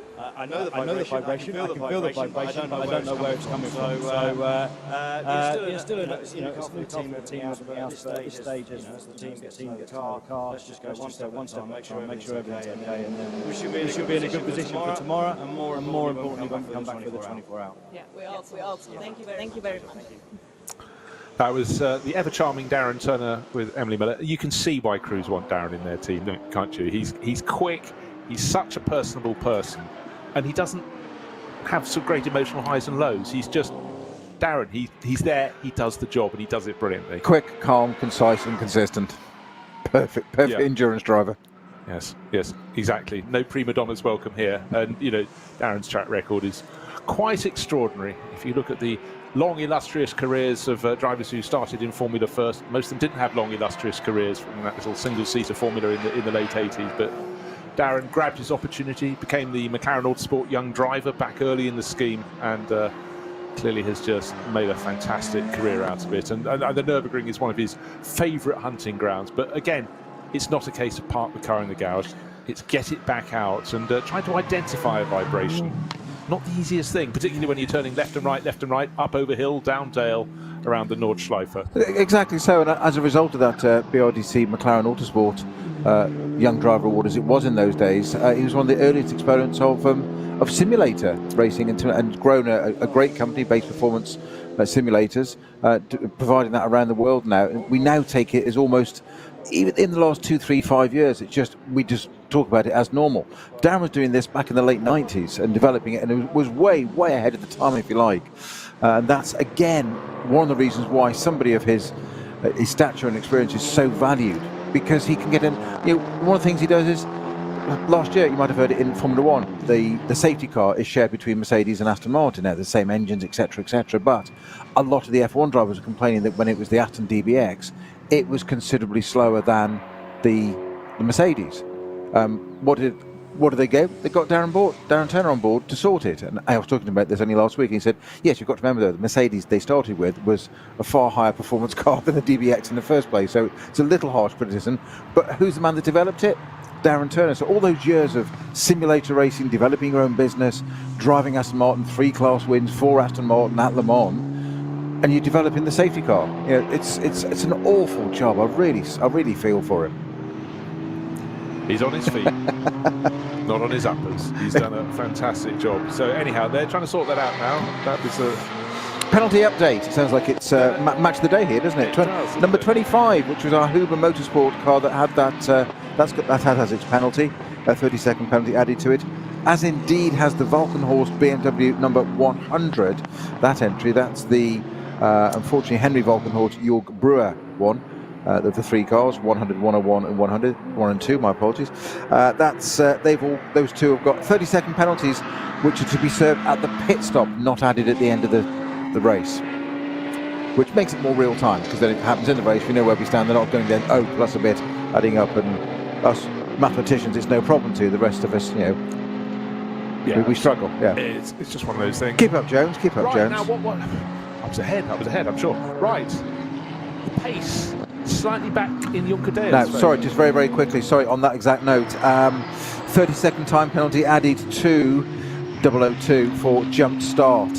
Okay, so that's our race leader, Danny Juncker. So instead of being 15.3 seconds clear, he's 14.65 seconds behind Michael Christensen. So the 911 Porsche, 15 and a bit seconds back. on the circuit, but effectively leading. There's a fantastic scrap between fighting over just outside the top 10. Nico Menzel in one of the two Falken Motorsport Porsches has got Kim Lewis-Stram all over him in the number 16 Audi. Plus, who else is in the spray down there? Just trying to pick them out. And we've got the Conrad Motorsports Axel Jeffries driven Lamborghini. So Porsche, Audi, Lamborghini. By the next corner it's Porsche, Lamborghini, Audi as the order changes. And Axel Jeffries out almost over the curb. You don't want to be doing that. Those curbs are wet. But such is the level of competition. And Andy Soucek was a little bit further back down. But this little battle may enable Soucek to start closing in again. He's in number 102, which is one of the 3 Walk and Horse Motorsport BMW M4 GT3s. But for Nico Menzel, having to work very hard indeed to keep now the number 7 Lamborghini behind him. Axel Jeffries all over the tail as he goes through the first and the second of the Sabine Schmitz curbs.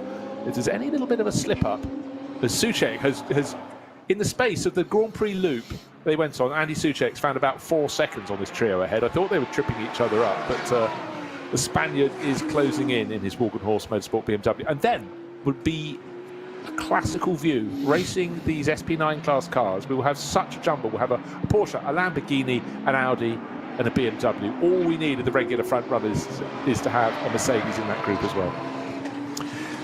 And just going back to your comments a few minutes ago, Bruce, in terms of the track drying out, the Conrad Lamborghini having a twitch, just coming to the final part to the Hatzenbach before they go down to the longest straight over the bridge there.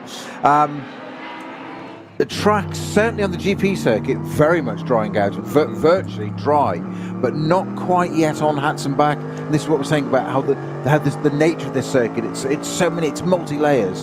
GP circuit looks great. Hatzenbach still greasy, a little bit dry.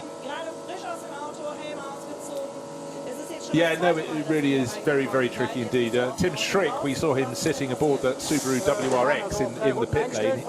His car is back out, but he is not at the wheel. One of his 2 Japanese teammates has taken that over. But Tim, full of enthusiasm for what was out there, but the enthusiasm you can have when you've handed your car over in tricky conditions for someone else to have a go. Just trying to see how far down the order.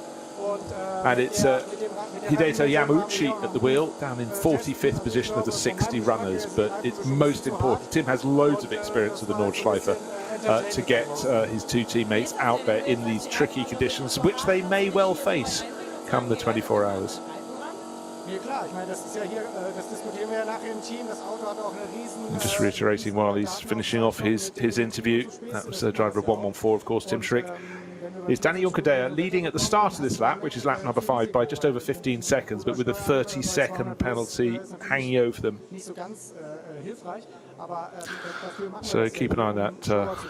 For a lot of these teams, they're thinking, it's one thing doing it in a qualifying race and getting a penalty for a minor misdemeanor, but you just don't want to be doing that in the 24 hours at the end of June, which of course we'll be covering in full on Radio Show Limited. Looking very much forward to that. It's going to come up in the blink of an eye. I don't know what you're doing at the end of June, but I'm going at the end of May. I'm going for the reruns. Did I say June? Good Lord. Last of the party. Who's on pole? Who was on pole? Right, okay. But again, just to reiterate, so many different classes of cars competing in this. We've got BMW M240i's, we've got production class cars, we've got Cup 2 Porsches, SP10, which is effectively GT4 runners, SPX, which is the special class. They're sort of effectively non-homologated cars, basically. Yeah, homologated SP9s, really. And by next year, they will have to be pinned into one of the classes. Yeah. Themselves. So just waiting for the end of lap number 5. I don't expect anyone to dive into the pits just yet, because though the track appears to be getting a little bit drier, the best lap of the race is still a 9 minutes 21. The best time in qualifying was an 8 minutes 13, so elbow space. And as I say that, of course, we get someone calling into the pits. But is that for a penalty to be served? I think there's every chance it could be. Is that the Schnitzelalm? It's one of the Schnitzelalm cars in the race, but it's not Colin Carasani's car. Still waiting, because we're still waiting for the race leader to come through. No, it's GT4. It's treble 2. It looks like a drive-through penalty by the looks of things, but wait to see if he does slow down at pit exit. Nope. Pit box right at the end. That's the car that was leading. This is the better of the two brand new GT2 Mercedes. 700 horsepower, more power than the SP9 class cars. Yeah, because in pit box 28 right down at the end. Yeah, that's right why. At pit exit, it's always a moment where you think, has the camera crew picked it up at the right point? Have they just come out? But worst case scenario is the driver missed his box. yes, going to the one he used to. It's embarrassing here, but at least here you can go and do the GP circuit and come back round again. So, of course, we're just waiting to see what happens when the penalty or how the penalty is served by the number 2 Get Speed Mercedes. That Danny Juncadella started from pole position. The 30-second penalty is pending. The how, the when, the where, we will let you know as it happens. And around the Nordschleife, bit by bit, and not in a uniform way, the track is looking a little bit drier on the racing line. We had 60 cars on it. Of course, if we had, you know, the fullest grid we could have 3 times that number, which of course would be drying the track out rather faster than the 60 or so that are still circulating with an hour and a quarter remaining in this race. Yes, both of the 2 GT2 Mercedes in the pit lane. The number 46 had a little moment out at Klostertal. It was all collected again and brought back. Frank Bird walks away from that. Yeah, we'll just treat you to a few moments of Daniel Juncadella on board the number 2 Get Speed Mercedes there. That's the leading car with that time penalty to serve yet. We've yet to see how that's going to be served. But we'll treat you to a little bit of on-board footage there coming through Flansgarden. And you could hear, Bruce, that he wasn't being as tentative with the throttle as he had to be the previous couple of laps. You could see it was nice, you could hear it was nice and consistent. It was a lot of throttle going on, so the track must have confidence underneath him in that car and enough grip now, so that would suggest the track is starting to dry out. I think so, Snowy, and of course it's getting harder to tell because the light is beginning to fade. Right, new to that treble 2 Schnitzelarm Racing Mercedes, brand new race global debut here this weekend, and pushed back into the pit garage. This is turning into a test session for them. And Michael Grenier got out of that, and also we had the HTP, sorry we didn't, the HRT Mercedes GT2, there's the other car, these brand new races coming in, and Frank Bird climbing out of that one.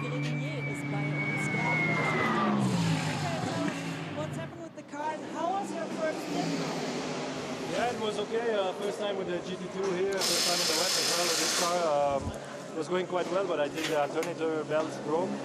So we had a low voltage, that's why we stopped 1 lap earlier than planned. And I think they have to change it now, put a new one, so we will lose a lot of time, but still a good preparation for the 24. So you're just looking in for the 24-hour race, so now this is just a little test? Yeah, I mean, we are trying some setup thing because it's the first time for the team with the car here, trying some stuff with the tires as well. Shame about the belt, but it's better that things happen now than in 2 weeks. Tell us something about the feeling of the car. How does it feel? How does it drive? Well, I think it's for sure one of the best GT2 on the grid. First of all, because the power is amazing. The engine is very fun to drive. It's also kind of based on the same chassis than the GT3, so it's a very good chassis. Obviously, there's less downforce, but there's super nice car to drive. And is it a special thing for you to drive now the car? It's a world premiere now here in this race, also in Monza, but here on the Nürburgring now. Is it special for you?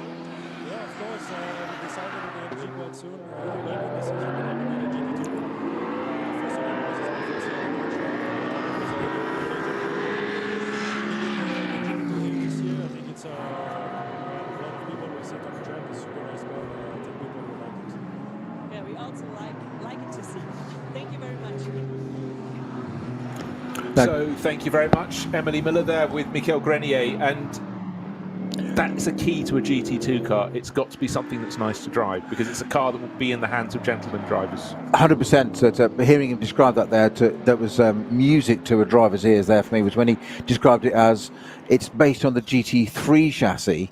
I'm like, ooh, take already existing quicker one and slightly detune it, not start with a new car. I'm like, so really, it's a slightly slower GT3 car. I like the sound of that. Yeah, with probably more generous power delivery and just a little bit kinder. So that also explains with the alternator belt problem that Mikel was explaining why the other GT2 Mercedes came into the pits about 10 seconds behind it, because that had the spin out or whatever happened at Klostertal. Couldn't work out why it was so close. So clearly Mikel had been backing it off to get it back to the pits. Of course they'll repair it and get as much track time as they can in the remainder of this race. 1 hour and 10 minutes remaining. Now, what's happening at the front? The gap is coming down. New fastest lap of the race to the driver in second place, Michael Christensen in the Manthey Porsche, down to 12 seconds behind now. But he's only half a second clear of Matt Campbell. So it's Mercedes, Porsche at the front end of the field. And Matt driving the red and white line speed by car collection 911 GT3R. And certainly keeping Michael Christensen very honest. But they've stayed, well, they took 3.5 seconds off Danny Juncker there. So Danny had been pressing on, but he's also got that 30-second penalty coming his way. The race leader in the number 2 Get Speed Mercedes. Now, I think under the rules, I think they have to serve that 30-second penalty at the next pit stop. Anytime you're forced to come in, of course, is a drive-through when you have to do it. But rather than do it at the end, I don't think it's optional to say, let's see how we can get on and have it taken off at the end. I think you have to serve it now, if I'm correct. You know what? I'm much more a fan of that approach than the... Yeah, it's real time. It's real time. Yeah, you know what's going on. Yeah, exactly. You know what? I think people are still talking about what happened when Ferrari were very clever on their feet at the British Grand Prix one year with Michael Schumacher serving the drive-through penalty after the checkered flag had fallen, and I'd already been up on the pit wall and seen, when I was working for Formula 1 TV, sort of, you could almost hear the pitter-patter of feet of team lawyers running up and down the paddock trying to work it out, with the wise owl of Ross Brawn looking implacable. He's sort of on top of the situation. This is what we'll do, lads. And exactly. They kept the win. All's fair in love, war and racing. Working out your margins. This is a business enterprise approach. Now, looking down through the classes, Cup 2 is still being led by Michele Di Martino, 20th place overall for K. Kramer Racing. Next in line is Kiefer from Huber Motorsport. It's car number 125. You expect them to be at the front end of that grouping, but certainly Michele Di Martino has been very, very strong indeed. 125 is Huber Motorsport's Cup 2 class. TCR is being led by Manuel Lauk in Hyundai. That's car number 830. BMW, let's go down a little bit further to find the car that's leading, BMW M240i. Reinhold Meixner, that's down in 38th position, but I've skipped past a couple of classes.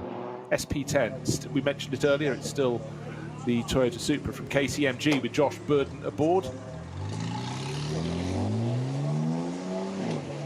And SP8T. Now, Door Motorsport, one of the Aston Martins, is not in the garage. We've heard from Darren Turner in the SP9 Class 1, but Theo Nue is leading the SP8T class in his Vantage by a small margin ahead of the Gitti Motorsport BMW M4 GT3, which we saw on its outlap. Caught it in the fading light since then, but Theo Nue, French racer, does a lot of racing in Aston Martins. He's waving the flag in that class, 32nd position overall. Clock is ticking towards almost the halfway point in this 2-hour race. We've got double the fun tomorrow. We have a 4-hour race, and we also have the top qualifying, one at a time qualifying shootout, where the driver can blame no one but themselves, but equally they can give themselves the ultimate accolade of delivering when the others couldn't quite match their pace. So real spotlight on the driver's time for them tomorrow. So that comes a local time at 10:30 in the morning, which is 9:30 in the UK. Work it out to where you are. We're on British Summer Time now. And then at 1 o'clock Eiffel time is the start of the 4-hour race. But right now we're getting close to the halfway point in this, a 2-hour qualifying race. And the grid positions were set for that this afternoon, and the grid positions for tomorrow's 4-hour race will be set tomorrow morning, starting at 8:15 local time on the Nordschleife. They get 90 minutes to thrash around and try and see what sort of times they can set.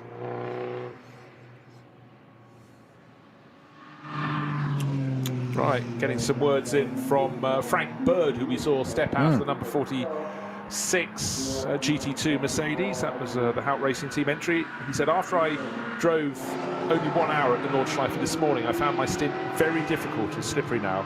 I just did my permit. This is permit to race on Wednesday, so these are the first laps in a really fast car. Oh, he'd have loved the rain.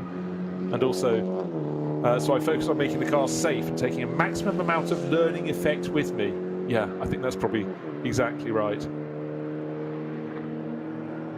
It's probably a very wise approach, isn't it? Oh, I think so. And Frank, one of the young guns, one of many young guns who had a short career in single-seaters. Actually, his was about 3 years, racing in categories like Formula Renault, and then they just moved across to GT racing, and I think it's just the most sensible decision they can make. Because who knows where it'll lead, but all the opportunities, and also in the top-level GT races, so many of them have now stepped up as the manufacturers are coming to compete in the World Endurance Championship in the hypercar class. There's scope to become the new GT stars, and that's what motor racing needs every now and again, for the top runners to step up and the new talent to try and work its way through and replace them. But exciting times, and for a lot of these drivers it means they'll have a professional racing career that will last a good decade, if not more. And that hasn't been something you can say right across the history of motor racing. No, definitely. It's a bit of an understatement there, Bruce. I like to put it in. It's the Yeah, light no, it's good, it's good. As a light phase, we're going to approach half distance in 5 minutes' time, at which point one of the quirky regulations, well, not quirky, one of the regulation quirks I know is that at this point they have to have their headlights on. If you don't, you can be fined for it. At half distance, you must have your headlights on. I think they could do that on the public road as well. Well, Don't get me started. doesn't save all the energy Yes. on the street lighting we don't need. Anyway. Well, Michael Christensen, he likes his 911s, but he wasn't too keen on the one that was sideways in front of him at the penultimate corner, going through Tiergarten. And one of the Cup 3 class cars was just about to dive into the pits. The driver maybe was just focusing on its arrival at the pits, but got it very wrong, and it literally was at 45 degrees across Christensen's nose. But Matt Campbell moved up into second place and pulled away by 2 and a bit seconds from Christensen. And for Christensen, it wasn't a case of him doing anything necessarily wrong, but it nearly went very wrong twice. Once he was passed, and then once he was nearly taken out. But good news for him, he's going down the slope towards the Dunlop hairpin on the Grand Prix loop. Matt Campbell escaping down the slope ahead of him, just going through the tight right, and you've got the left kink, almost not a kink, they'll be flat out down there towards the Dunlop hairpin. Certainly the Australian got the better of the Dane that time around, but a lucky escape from Christensen as he was just about to complete lap 6. As they fight, as their lap times come down, certainly Campbell's, race leader Danny Juncker can just about match that time, a tenth of a second slower, but he's sitting on a dozen seconds advantage. However, we still have that penalty of 30 seconds to hit the unfortunately marginally too fast starting number 2, which is the Get Speed Mercedes. Number 7 is the Lamborghini that started from the pits after a misdemeanor in qualifying. And Axel Jeffries has brought that in. He got up to the tail of the top 10. Enjoy the Zimbabwean racer, enjoying some great scrapping out there on the circuit. And he's got Danny Sufi and Jelmer Berman as his teammates. The one sense is those are the names already on the roof for tomorrow when it's a 4-hour race. For a 2-hour race, you don't need 3 drivers unless you simply want to have an extra pit stop and bring them in just to gain experience. Danny Sufi short of experience on the Nordschleife. Jelmer Berman and Axel Jeffries have plenty thereof.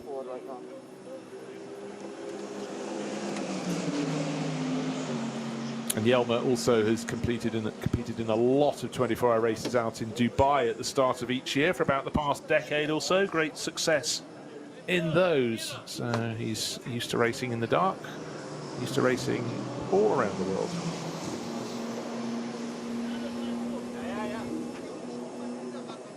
Pit stops are always quite measured in the ADC and VLN managed races, but right now in a qualifying race it seems even more laid back, if you will. It's about ironing out the faults. They got the penalty to start with, so it was never going to be a victory in a 2-hour race starting from the back of the pack from the pit lane. that would be all but insurmountable. However, it's about gaining experience. What I need to see is whether it was Yelmer Berman who got on board, I couldn't quite tell as he got in, or Danny Sufi, the American racer. We will wait and see what name pings up onto our screen when that black and aquamarine, or turquoise really, I suppose, the Conrad Motorsport Lamborghini gets back onto the circuit, but they're still changing the tyres. A car that desperately needs a good result. It's got the pace, just hasn't had the luck, has it? This last couple of years, to be honest. It's certainly not lacking in pace or how it's run. It's just it just needs a result. Well, numbers are not their friends, really. I mean, actually, it's good we've got 2 Lamborghinis in this race. Of course, AB Sportsline are now running one this year, and that's one that Kelvin van der Linde did so well in the early laps of the race, working his way up to 4th place overall.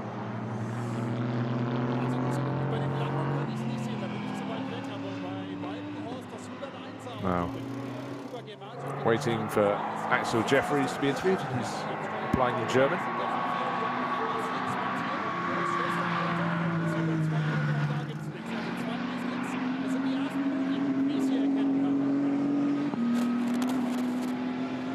Dotting his conversation with Slick, so that's what they appear to be going for. They seem to do the tyre change, Snowy, and then go back to put some more on. So maybe they've decided, yeah, well, okay, guys, it's getting dark, guys and girls, but let's try the slicks. Well, it did mention Yokohama slicks there, but they're Michelin on the sidewall, I noticed, on the Lamborghini. So it is a free tyre series, this race. This series, you don't have to stick to one, not a controlled tyre. Which adds another layer of interest in there, but definitely Michelin's on the side of that. Even in this fading light now, we're looking at some of the traffic coming down through the Hatton back, and there's a very definite dry line through there. Interestingly, just watching the Aston go through here, I'm trying to see which one. It's the white Aston, which is it number 32? It's Theo Nue, which we mentioned a short while ago, who was leading the SP8T class. Yes, that's right, number 67. Yeah, and that's he's I think he's struggling with those tyres. I'm guessing he's on at least an intra, if not a wet, because he's doing a lot of off dry line running and taking it through the colder bits and keeping those tyres cool, wet is what they need, because obviously wet tyres or even intermediates on a dry bit, they'll just chunk and just degrade unbelievably. Well, I think this is why also we saw that Porsche a short while ago almost across the nose of Michael Christensen. Yeah. They then dived into the pits. Walkenhorst Motorsport have decided slicks are the way to go, because they've just whacked them onto their number 101 M4 GT3. That's the one shared by Christian Cronjes and Kuba Gimasiak, who was fighting so hard around 6th place, and Andy Soucek, Jake Dennis and Jens Klingman. 3 names, but only 2 will be doing this race, will also go for slicks. This is Axel Jeffries. Yeah, it was a bit of a risk, but I think it's just on the line right now with whether we go wets or slicks. And I don't think set of wet tyres would have lasted the whole stint, so we took a gamble and went for inters. Should be okay. But it's very tricky, so how are the weather conditions now outside?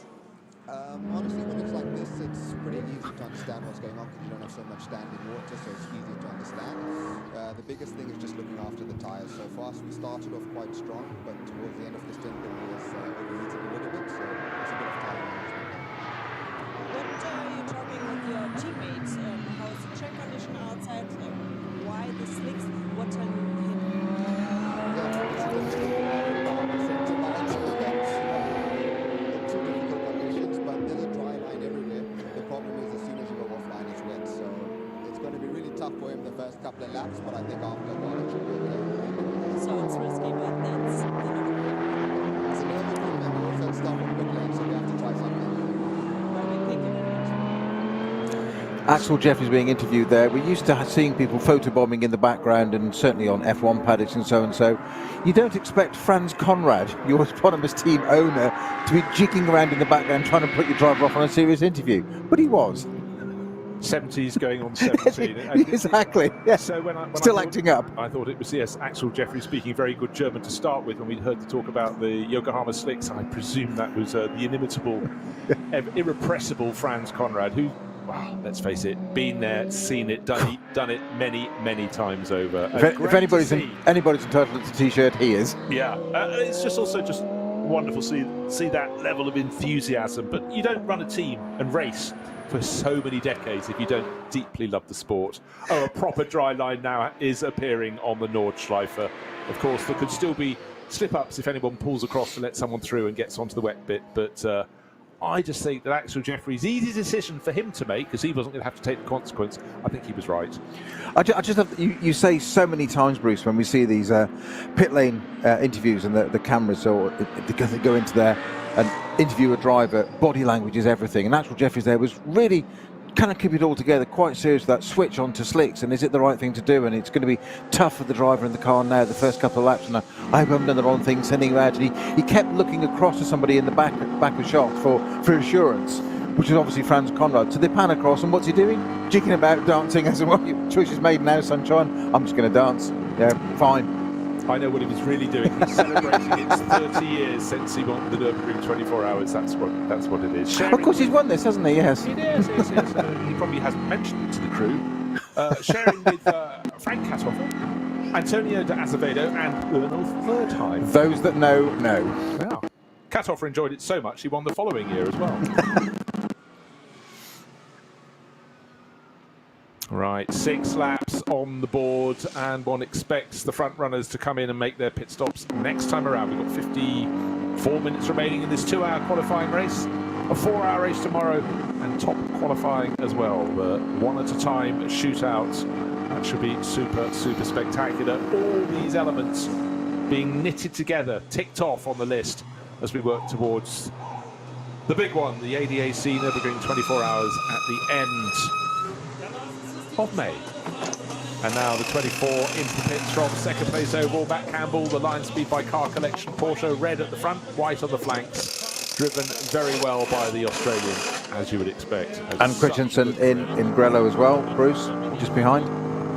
So they came in from second place Campbell, third place Christensen. Of course, the pass started to happen just at the end of the previous lap, but still out there on track, still pounding around. Danny Juncker led away from pole, but slightly too fast, he did. And that led to a 30-second penalty that's hanging over him. And he was, at the end of the previous lap, 12 seconds clear. So both Danny Juncker and Adam Christodoulou, who will be taking over, have to go absolutely flat out to try and win this race, because you don't get a 30-second penalty and just ignore it and let them think you can counter it in a 2-hour race around the Nordschleife. So will they end up on the podium, the top 3 positions at the end of this one? Hard to say at the moment, but what is absolutely key is the track is drying super fast. And actually, if you were a team boss, would you not want your drivers in now? Because I think it's dry enough to get those slicks on. Then again, you'd be relying on Danny Juncker, super experienced GT racer, to report, yeah, I can do another lap. The wet tyres will hold up for that, I think. Best lap of the race, 9 minutes 16.9. Let's call it 9 minutes 17. The driver who came in from second place, that's Matt Campbell. Out on the track, still pounding around, trying to get his way past the Caymans and the BMWs, is the race leader. Number 2, Danny Juncker, loses a host of time behind a Cayman. Works one way, works another, but Danny will be surely coming in this time around to hand over to Adam Christodoulou. And Adam, of course, seems to have spent latter half of his career pretty much at the Nordschleife, doing great, great things.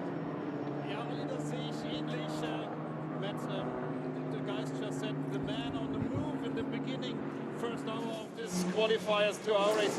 Just talk us a bit through your opening stint, the wet conditions, now into the dry. How was it? Yeah, it wasn't easy, but in saying that, it was also a lot of fun. Dried out quick, so you know, a lot of dry racing line really started to develop really fast towards the end. So it was also trying not to overdrive it too much to hurt the tyre, because we were really sliding around and fighting the car. And it made it for a really good challenge, but really enjoyed it. So obviously we're at the front now, and Matthew's in the car. We've gone out in slick tyres, so I said to him it's going to be tricky, but it's definitely the right call at the moment. sagt gerade auf die Frage, wie es war in der Anfangsphase mit der nassen Strecke und der abtrocknenden Asphalt. Gar nicht so einfach, gerade weil es relativ schnell trocken war. Muss man aufpassen, das Auto nicht zu überfahren. When he was on the track in the Lion Speed by Car Collection Porsche, he worked it up to second place. Very good run from the Australian.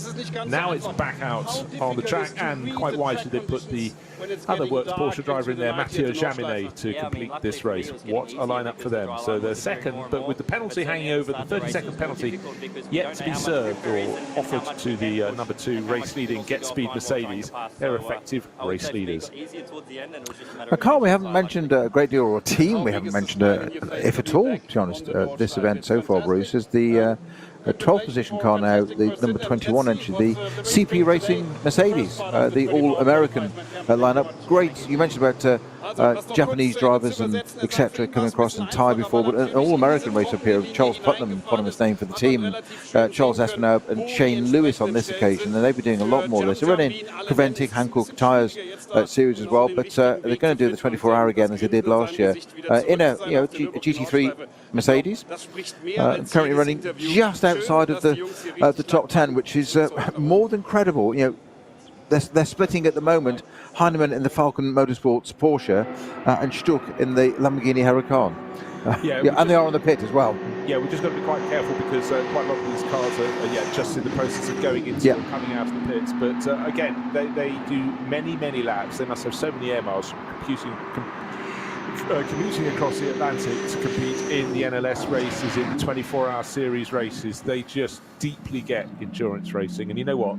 They're one of the happiest teams up and down the pit lane. They become, they're such good friends. There's really good, relaxed atmosphere at CP Racing, and it's actually, if one looks, they've probably done more years than we realise doing the big commute. And I have to say, they have one of the best race trucks ever. Is in their breakdown sort of sleeping area is just like NASA Apollos. It's all silver bunks with American flags on the name. It's literally like walking into a NASA room, and they did it deliberately. It's brilliant. I saw it last year at the 24-hour, and it was absolutely fabulous. So take it on the face of it, it looks as if they're just they're playing at it. They take it incredibly seriously, very seriously. A certain amount of money they spend, but what a relaxed bunch of people. But you know what? It's right.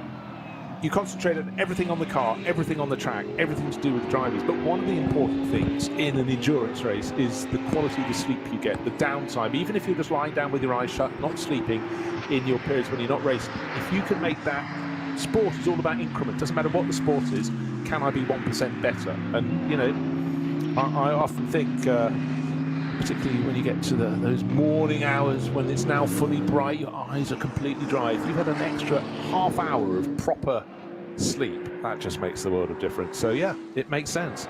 Well, 15 minutes quality sleep's better than an hour's poor sleep. It's and it's hugely important in this, certainly in 24-hour events. If you can switch off, of course. And right on cue, what do we go and see? The CP Racing number 21 Mercedes on track. So somebody in Germany is listening to us on the other side on the TV camera. Thank you. It's called happenstance. No, of course it is. No, it's good to see them. I'm just waiting to see next time around where that puts them. And actually, let's just talk about the cars that are running in the Pro-Am class of SP9, the top class here. Well, the subclass of the top class, if you know what I mean. Number 11 Mercedes, that started from the outside the front row. Colin Carasani who's driving that. It's now in the hands of Marcel Marshowitz, who's an absolute regular here. It's running in effective 5th place, but let's just wait, as I say, to the end of this lap to check that everybody has made a pit stop. CP Racing, we just mentioned them. They were listed as 12th at the moment. Shane Lewis has just taken over. And then Iron Force, another car collection run Porsche. That was Janis Fischer, Jan-Erik Schluten, and Fabian, brother of Sebastian Vettel. Car number 29, just trying to see, I haven't really seen them on the score sheet. They're further back. In fact, have they started? Right, I'll fill you in on that one in a second. Who else is in SP9 Pro-Am?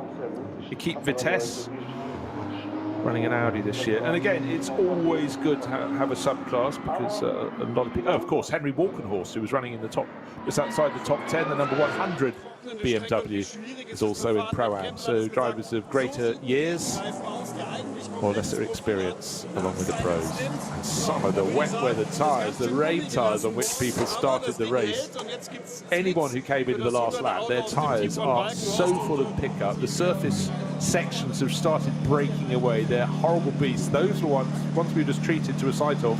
Just mentioning that number 100 Henry Walkenhorst Motorsports BMW, and waiting for Jörg Brewer to go back out in that, possibly Sami Batti-Trogan. That was the car from which those tyres came, and if you well, you wouldn't want to put your hands on, they'd be very, very hot, but should you do so with a pair of heat-proof gloves, they'd probably almost stick to them. Those tyres had really, really chunked. So one lap too many. Often difficult, Snowy, on a regular-sized circuit, do I do another lap? But the consequence is around 25 kilometres. If you've got the decision wrong, you're going for an awfully long time on tyres that are no longer playing the game. Yeah, Darren Turner mentioned during that interview, didn't he, that he would hopefully, we hope to get the car back into the race, the Door Motorsport Aston Martin Vantage, which he did from the SB9 category. That's just retaken to the track again. And I was just thinking, why is it only 4 laps down? It seemed to be the pit's a lot longer. Of course, forgetting it's 10 minutes laps, so 4 laps here, it's 40 minutes. Yeah, it's 40 minutes down in the pits, that's why. It's been there for a long time, of course. So that car's back out again, as predicted, so more data collection, and it is running, sadly, I have to say, for Darren, in a place he's not accustomed to, which is 60th and last position. No. He will probably message me and say, can you just delete the word last from that sentence, please? 60th will do fine, thank you. Race leader in the pits, so Adam Christodoulou now strapped in. And serving penalty. Serving the penalty. It's in the penalty box area. Yeah, he's at the pit entrance penalty serving area under the balcony of the podium. And then he'll get down to his pit garage position. Just remember, 30-second penalty, that one that feels like 30 minutes. And he came in 2 laps ago before the other cars behind him, the line speed by car collection Porsche and the Manthey Porsche came in. They were about a dozen seconds, thereabout, behind him. So clearly with the 30-second penalty, it's going to be a very steep mountain for Adam Christodoulou to climb. Will he even finish in the top 3? But certainly that car, on the opening lap of the race, really, really broke clear. And now the car is out, away from its time-serving penalty and into position. This is the number 2 Mercedes from Team Get Speed. Driver out, driver in, so Adam Christodoulou in, and Danny Juncadella out. He's doing the strapping in. Waiting to see what they're going to put on there, but I don't expect a new set of rain tyres. We're fairly sure it'll be out on slicks. Michelin slicks being fitted. The Get Speed is a team that's really, as if on cue, a brand new shiny set of Michelin slick tyres is brought out. And 10 years Get Speed has been a team, and it's getting stronger and stronger, gaining work support, and with it come a roster of works drivers. But Adam Christodoulou, I wonder how many laps of the Nord drive that Adam has done. Must be talking 4 figures. Yeah, must be thousands. Must be. Because of course what we forget is a lot of these drivers spend time here, racing and practicing and testing, but they're also here with the manufacturers as well, driving the road cars around and helping to develop those, and with the tyre suppliers trying to help their tyre work. It feels as though it's almost dark. Doesn't seem like it at the pits because we have the lighting on the gantries above, and from hospitality suites, lights in the grandstands opposite, but out on the Dottinger Höhe, for the camera crews trying to pick out the cars, it's getting harder and harder. Right, in the pits at the moment, 2, 72 and 40. 72, number 2 is the previous race leading Get Speed Mercedes. Number 72 is the BMW Junior Team M4 that started from the pits, and also starting from the pits was Mike Rockenfeller in his car, Team Scherer PHX Audi, number 40. So they've got up the order, but we'll go back down. Now, no change of driver there for the number 2 race leader. It's still saying Danny Juncadella. No, Danny Juncadella is in the pits being interviewed, so I don't need to be a sleuth. No, you don't. No, I hadn't seen that bit. But Adam Christodoulou. So that's actually quite reassuring, because I was thinking that exactly that it should change. It said out and it didn't change. It hasn't changed the order. So BMW Junior Team number 72 has switched to Johansson. So maybe they just haven't done their driver board on it. Yeah, flick of a switch, that'd be young Swede Erik Johansson. The last car of the front runner is still in the pits, but probably just about to go back out is the Mike Rockenfeller driven number 40. That was one of 3 cars that had to start from pit exit. And as, in fact, I'm trying to think which the drivers pointed out, that meant they had 1 lap more fuel, but with the track conditions changing as fast as they were, maybe they didn't feel, they might have made the decision not to use that extra lap of fuel and come in just as soon as possible to get on the slicks. But anyhow, with 8 laps now on the board, everybody has served their pit stop.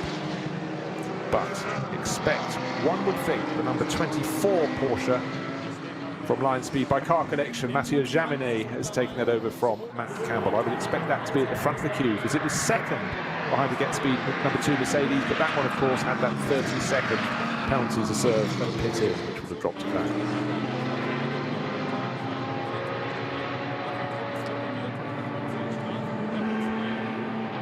Proper darkness on the Nürburgring Nordschleife. This is the first of 2 qualifying races ahead of this year's 24 hours at the end of May.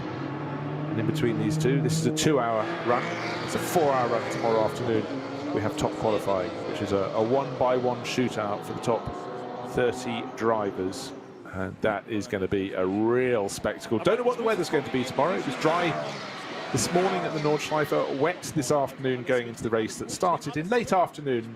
We've been through evening, we're now into near full darkness around the Nordschleife.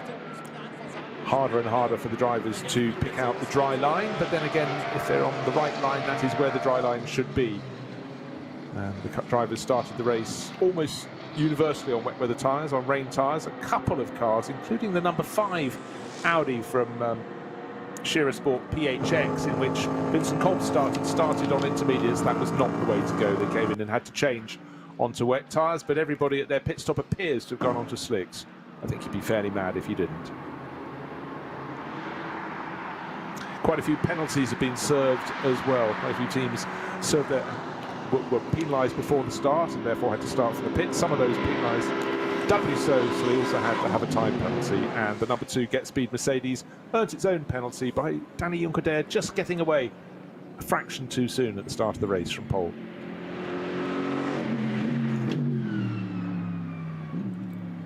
Glorious sounds. We have a little bit of audio there coming from going to Tiergarten. It happened to be the CP Racing Mercedes. Again, I knew it was a Mercedes. Just saw the rear wing going through with that glorious sound, that big meaty V8. It just has a deep growl to it. It's a menacing grille. It's got a glorious sound. It's a proper front-engine GT car, much like the Mercedes as well, and the BMWs. It's just something I just love front-engined GT cars. Big V8, big slicks, big wing, big circuit. What's not to like? Exactly so. And in fact, just the other day, I was behind an AMG 6.3 Mercedes, and that was rumbling through traffic, making a fabulous sound, probably getting through a bit more fuel than planned.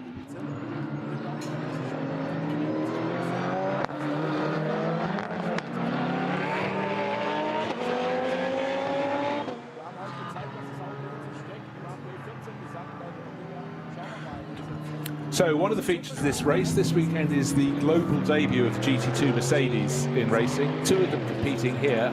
Both of them had little problems. We heard that there's an alternator problem on the car from...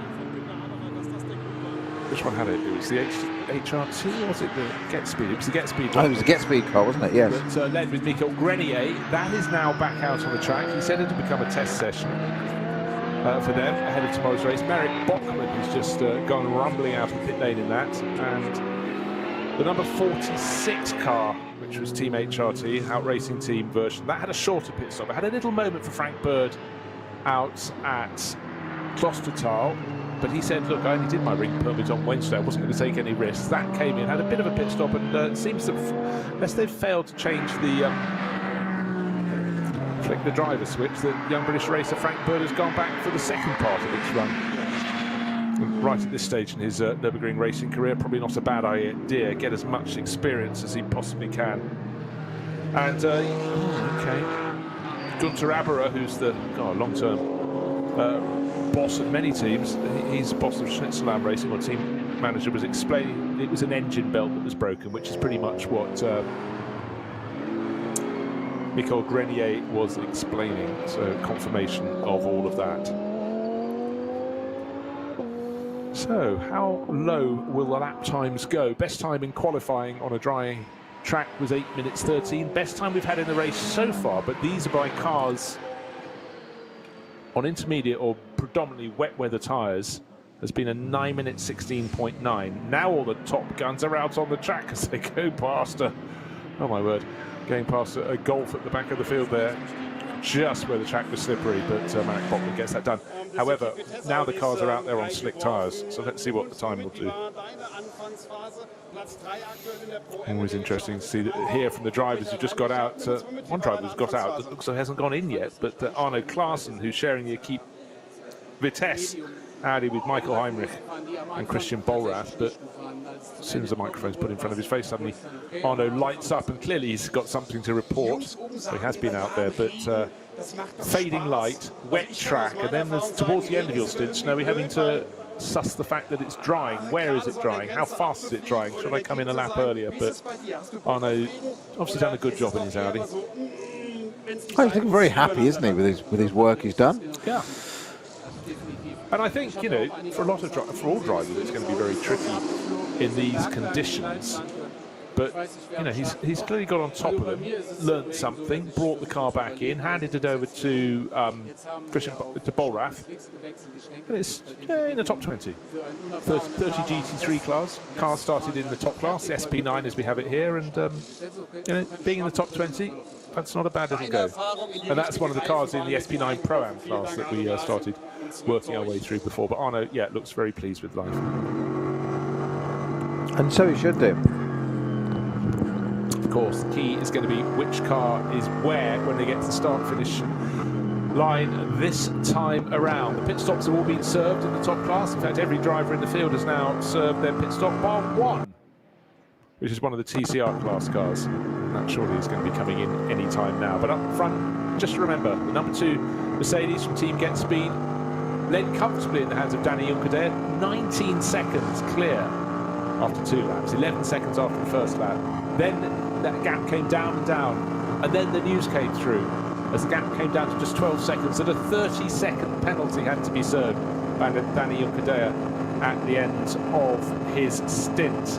And only then did they start the pit stop and the driver change to Adam Christodoulou. But I would reckon we will have Mathieu Jaminet coming through in the lead in the 24 Porsche. The second place, by all reckoning, should be the 911 Porsche, now in the hands of Frederic Makiewicz. And I think Danny Junker's car, when he started the number 2 Mercedes, just waiting for that to flip through to say Christodoulou should come through in about 3rd position. And then next in line should be the number 72 BMW, now driven by Eric Johansson, the BMW Junior team entry. Well, we're about to find out as the number 002 car comes over the line. Counted the gap to 2nd place. It's still leading by, according to our time screen, it's 6.6 seconds ahead still. Okay, that's interesting. However, of course, the number 2 Mercedes from Get Speed pitted a lap later than its rival, so less time to put, you know, well, let's have a look. Yeah, going through the twister behind. The 2 Porsches, 24 and 11, Mathieu Jaminet and Fred Makiewicz, separated by only a second, but they are 6.5 seconds down on the race leader. So Danny Juncker clearly did some very tidy laps before the pit stop, while his rivals came in. New fastest lap for Frank Makiewicz there with the 9:02.2. Mathieu Jaminet with a 9:02.7, so just a half a second between them on lap times there. But 6.5 seconds. 14 seconds faster than the fastest laps before. That's on their first flying lap on these. First full flying lap. Let's see what they can do next time around. Of course, there's traffic. And circuit's a lot drier now. How low will they go?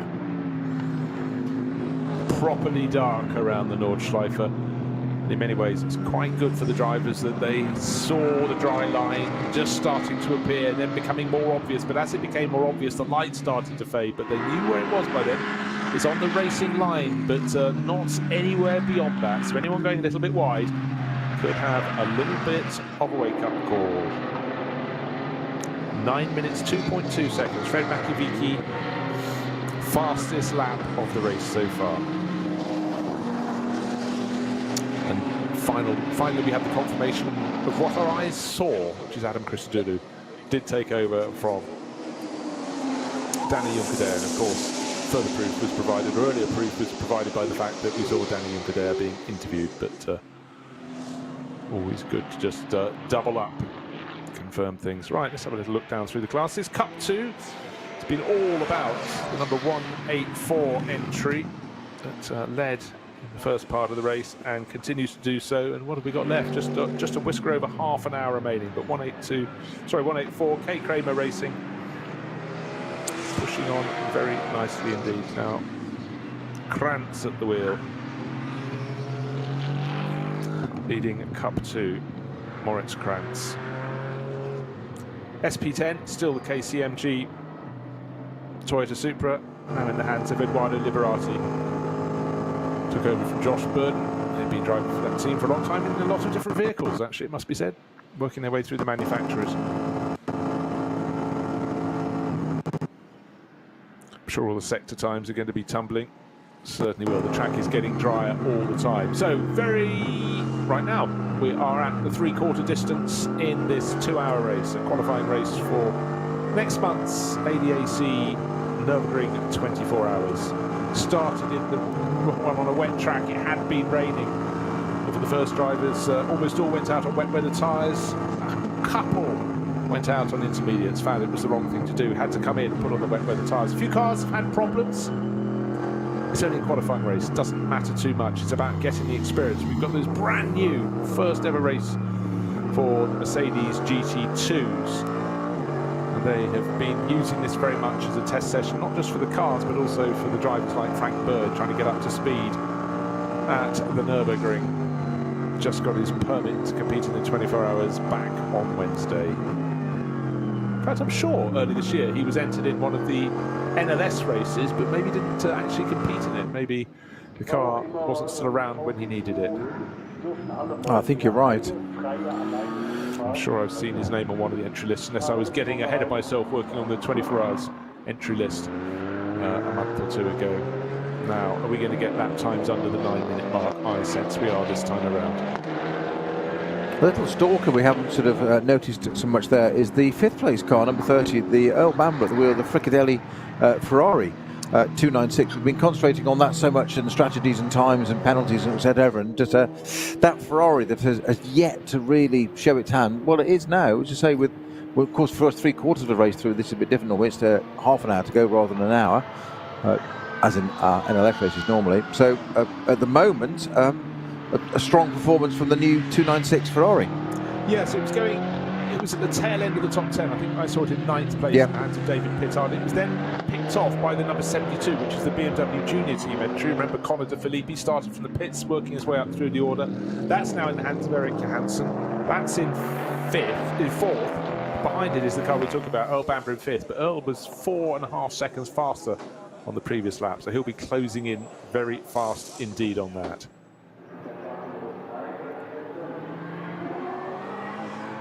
So we'll give you the margins at the end of lap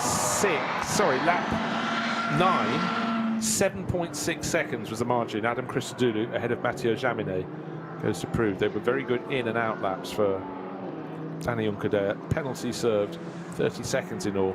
Back into the race, back into the lead.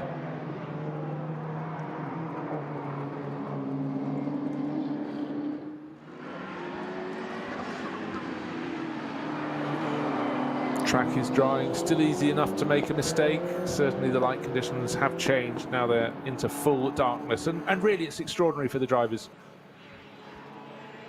So much light around the pit area, a slight amount of light as they're going around the Grand Prix loop when they double back behind the paddock, but as soon as they turn left and left at Sabine Schmidt's curve, the lights go out.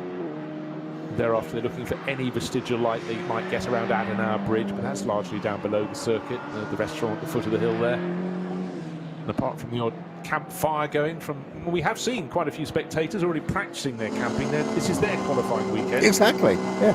It's qualifying for everybody involved, yes. Yeah. Cars, caterers, mechanics, technicians, you name it. Yeah, can castle builders, they're all out there, refining the skills they've picked up over the decades. And of course, so very, very different to Le Mans 24 Hour, where so much of the circuit is illuminated, and it is very, very, very different.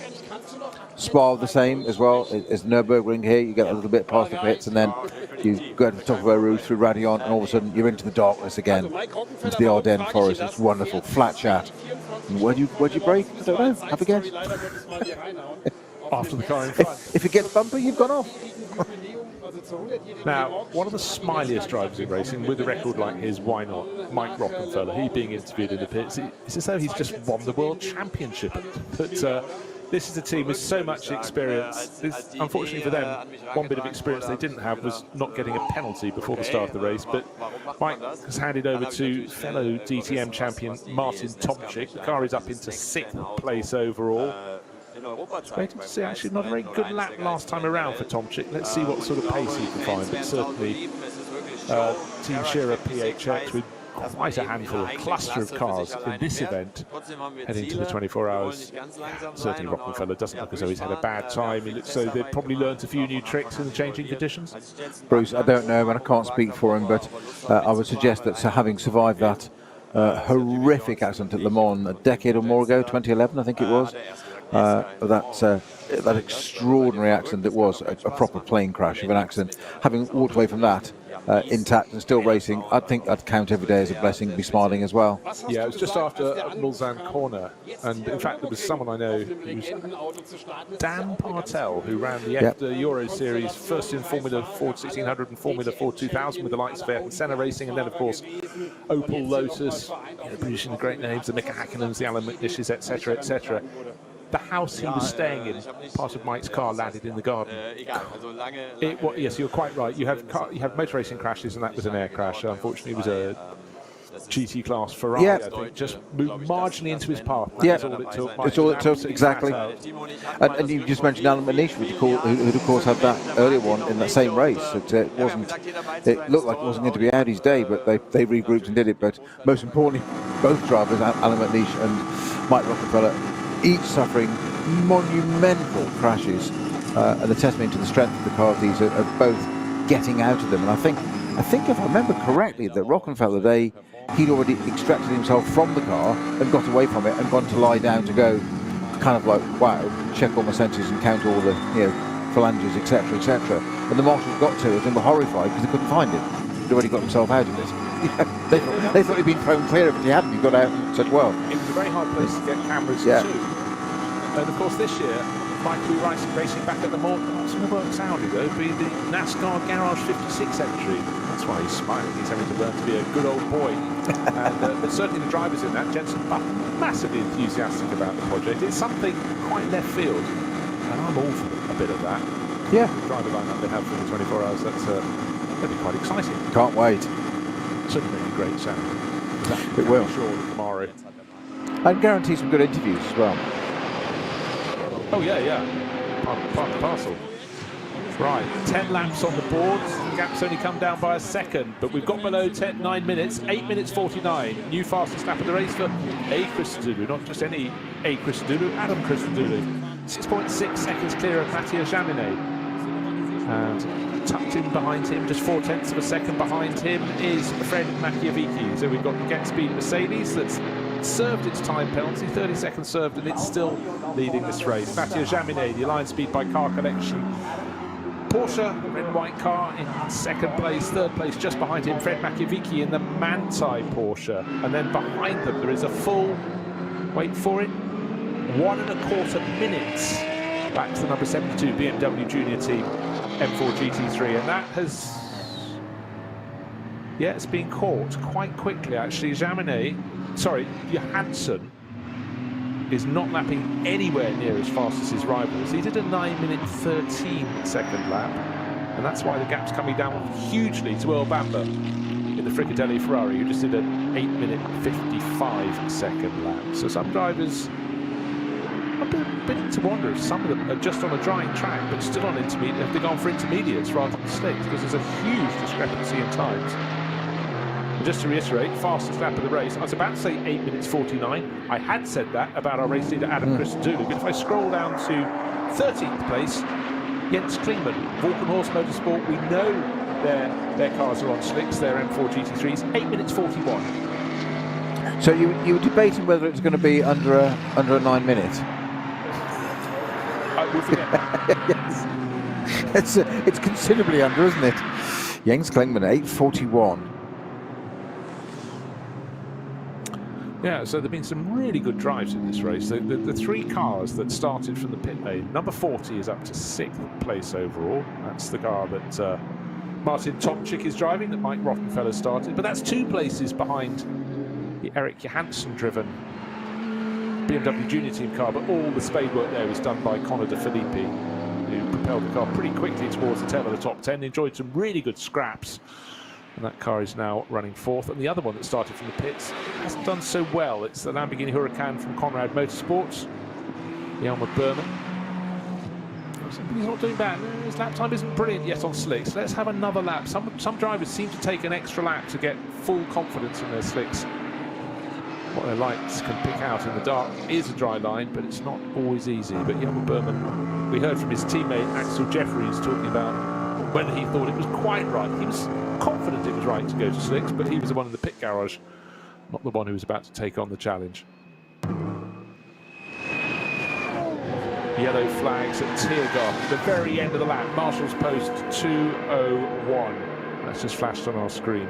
Now, unbelievably, that's the first of this race. Is it? I feared I might have missed some, but wow. I've deliberately kept quiet all the way through, saying we hadn't had anything thought, because it would be the curse of. It's the first one we've had. Right. It's still only at a 120. Jens Klingmann has just dived into the pits. Maybe he wants even slicker slicks. That's the 102 Walkenhorst Motorsport BMW. It's got up to 13th position, but it's in the pit lane. It will lose positions. Yellow flag still at Tiergarten, the very following corner, Hohenrhein.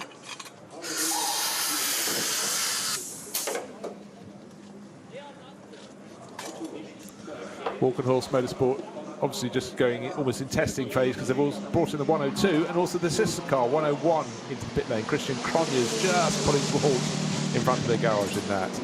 Now the cars look slightly wonderfully dirty. The filth is coming off the track now, the wet track, landing on the black and red Advan sponsored and Yokohama sponsored Walkenhorst cars.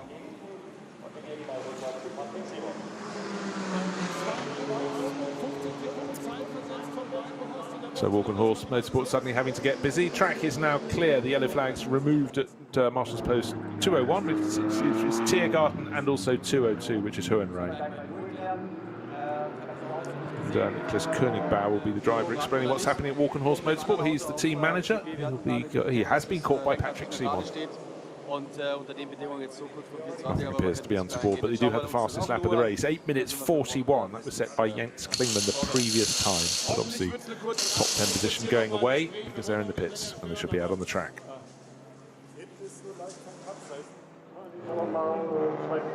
If you've never watched these races before, these qualifying races, it's as much for track time as for position.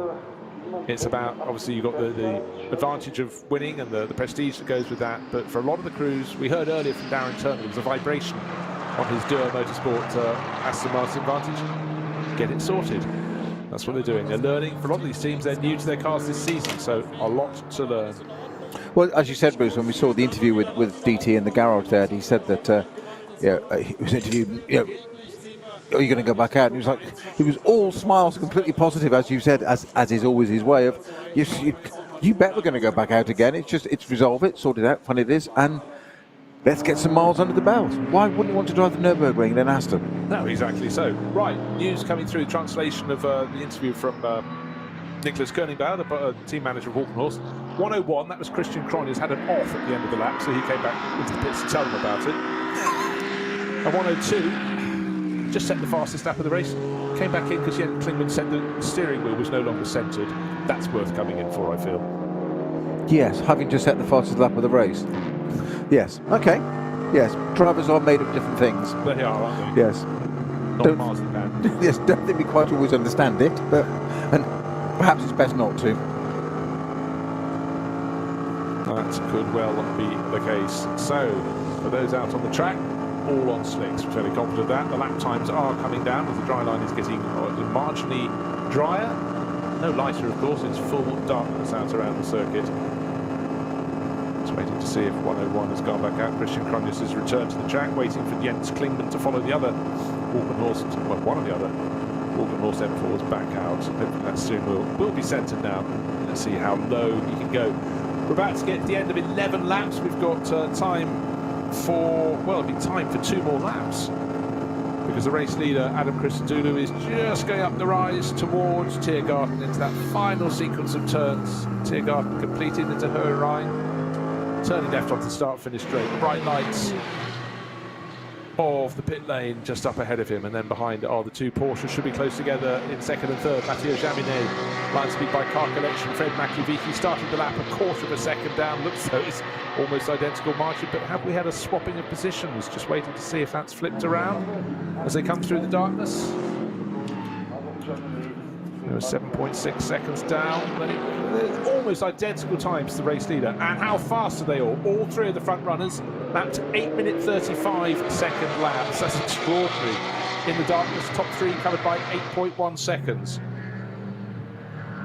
But it's still Adam Christodoulou, the Get Speed Mercedes, leading the race by 7.5 seconds from Mathieu Jaminet, who is just in front of Fred Makiewicz. So it's line speed by car collection Porsche from Manthey Racing Porsche as they chase the Get Speed Mercedes. Huge margin over the 4th place car, waiting for that to come through. Will it be Earl Bamber in the Fricadelli Ferrari? As he was fast closing on the 4th place, Eric Hansen in that BMW Junior Team M4. And I fear the Valkenhorst Motorsport BMW, the 102 entry, that steering not being centred, or steering wheel not being centred issue, maybe a little bit more fundamental than we fear, because it's now being pushed back into the garage, and with just under 15 minutes to go, may not be rejoining. So I think it's broken it driving it so fast. Basically, yeah. It would appear, Jens Klingman. First the sound barrier, then the steering. Still waiting. To give an example of how far clear Adam Christodoulou, Mathieu Jaminet and Fred Makiewicz are, well, quality names in quality cars, still waiting for the 4th place car to come through. They're about a minute and a bit behind the battle for 2nd place, but it looks like this lap it's gone out even more. Right, as I speak, Eric Johansson comes through in 4th place. He is 1 minute, more than 1.5 minutes back on Makiewicz in 3rd. So the 72 BMW Junior Team M4 GT3, Eric Johansson whistles through, but he was 12 seconds slower than the driver who's giving chase. Earl Bamper, Le Mans winner, has got his tail up and he's closing in fast. He's only, well, he's a fraction of a second down. In fact, he's 0.3 of a second down. So if the number 72 BMW can be caught on screen, black, yellow and red, colours of the BMW Junior Team, then Earl Bamber should be right behind him in the Fricadelli, the red and white Ferrari. And in turn, he's only got 3 seconds clear margin over that number 40 Audi from Shearer PHX, with Martin Tomczyk giving chase. Then he in turn has only got 4.5 seconds over the best place of the Falco Motorsports Porsches, Joel Eriksson pressing on in that. So some pretty close stuff out there. Fastest lap, 8 minutes 35.4 seconds by the driver in 3rd place, Fred Makiewicz in the Grello Porsche. Green and yellow, entered by Manthey Racing. Yeah, just looking right down the opposite end of the field, Bruce, that I noticed that the Darren Turner, number 69, Door Motorsport Aston, has pitted. I just hoped it wasn't terminal. Indeed it isn't. It looks like the owner has now got into that car. Phil Gore. Correct. I have good news. I like to bring good news. We started with 60. We now have 61, because with just 1 lap on the board, Teichmann Racing have got, I don't know which of the Griezmanns, whether it's Bjorn or Jorg, out onto the circuit in their GT4 Toyota Supra. So Teichmann Racing shared with Felix von der Laden and Michael Teichmann, he of the team. So to what you're actually reporting there is that more cars are going to finish the race than started it. It's alchemy, I tell you. They've all got it alchemy. Infamy. He was there. He was there. Yeah, certainly Martin Tomczyk has been going very well. He was about 5 seconds down on the pace of the front 3, but he's picking his way up the order. That's the number 40 Shearer PHX. I can't say PHX. Why don't you say Shearer Phoenix? But I can't. That's the new team name. Shearer PX. I can't get it right now. PHX. Deary me. Started by Mike Rockefeller, Martin Tomczyk, working his way up to 6th place. Haven't seen any penalties being issued. There were so many issued before the start of the race.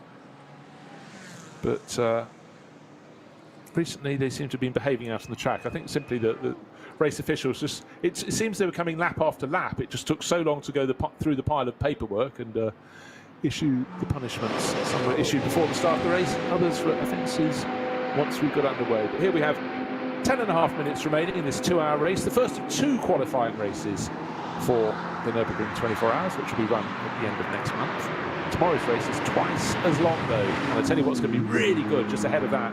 We've got the top qualifying, the shootout for the top 30, where they go one at a time around the circuit, released at intervals, and that should be really quick. Fastest lap of this race, 8 minutes 35.4. What sort of times will they manage on a dry track? Well, I can tell you, we're still about 20 plus seconds away from the qualifying pace in the dry this morning. Let's see what they can do tomorrow. I wouldn't be at all surprised if we saw sub 8 minutes in shootout qualifying tomorrow. I'm thinking so. Clear laps, clear traffic, clear run at it. Yeah, wouldn't be at all surprised.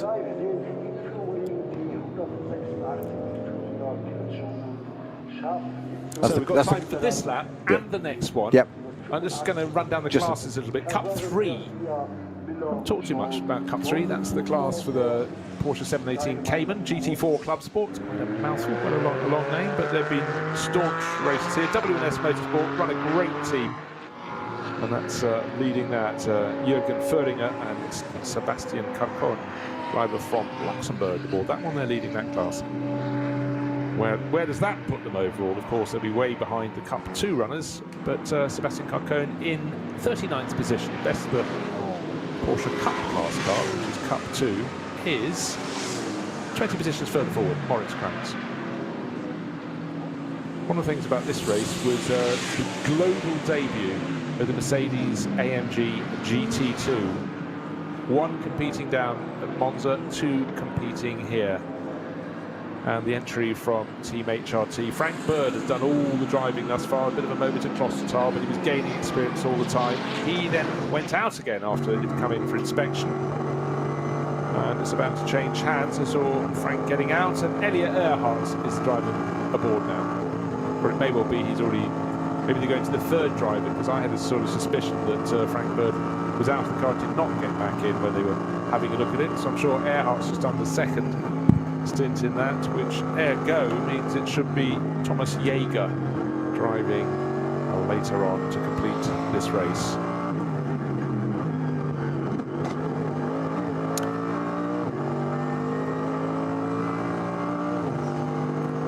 Well, it's been a really good run from Get Speed. Qualified on pole, quite an advantage. If you could get down to the first turn ahead, no spray. The track has since dried out, but just remember, after 2 laps, Danny Juncadella had opened out a lead of over 19 seconds over the best of the rest. The gap, though, did not continue to extend. It came down, went the opposite direction, down to just a dozen seconds, as the Manthey Racing Porsche, closely followed by the Lion Speed Porsche, got to within those dozen seconds. And then the penalty was issued, 30 seconds. Be served at a standstill. The pit entry before Danny Juncadella handed over to Adam Christodoulou. Yet they surmounted that.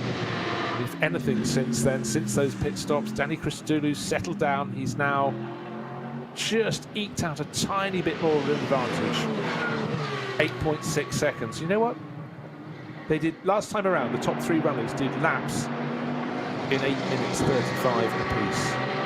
Now, lap 12 on the board, 8 minutes 32 for our race leader, Adam Christodoulou. Will the advantage go out from 8 and a bit seconds? Waiting for Fred Machiavicki to come through in 2nd place. 8.2 seconds, nothing in it. And Machiavicki also laps in an 8 minute 32, but he's 6/1000ths of a second faster than Adam Christodoulou. So it's a bit of a bragging right there. That will not be the fastest lap of the race, surely, because this is the final lap and the track is drying all the time. The fuel load is dropping all the time. And importantly for Fred Machiavicki, he just gained a tiny bit of a margin over Mathieu Jaminet as those positions were swapped. Moved ahead Jaminet, there is only half a second behind. Very tight. Top 3 cars covered by 8 3/4 seconds.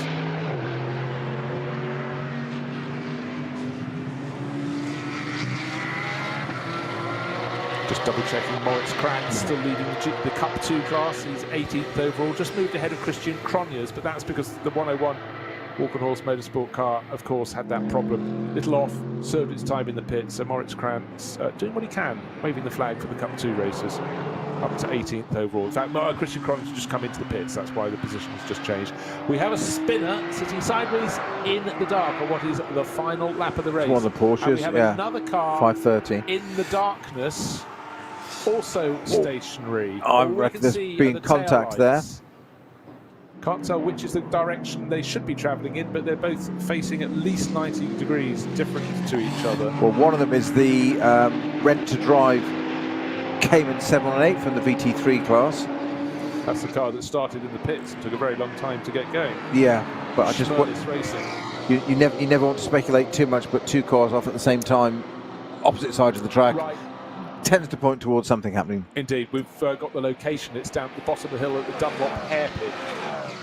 Yes, I didn't say that bit, yes. No, I'd only just seen that information coming in. Don't think that's affected our race leader, though. Adam Christodoulou started this lap with a 8.5 second advantage. It's come down by half a second to Fred Makoviecki, who's still being kept very honest. He's just 6/10 ahead of Mathieu Jaminet. So it's Mercedes, Porsche, big gap. And now Fricadelli's Ferrari is up ahead of the BMW of Joel Eriksson, and so too is Martin Tomczyk past Eriksson. So Tomczyk is pushing on. We've got Mercedes, Porsche, Ferrari, Audi, Porsche, BMW as Johansson goes backwards in the BMW Junior Team entry.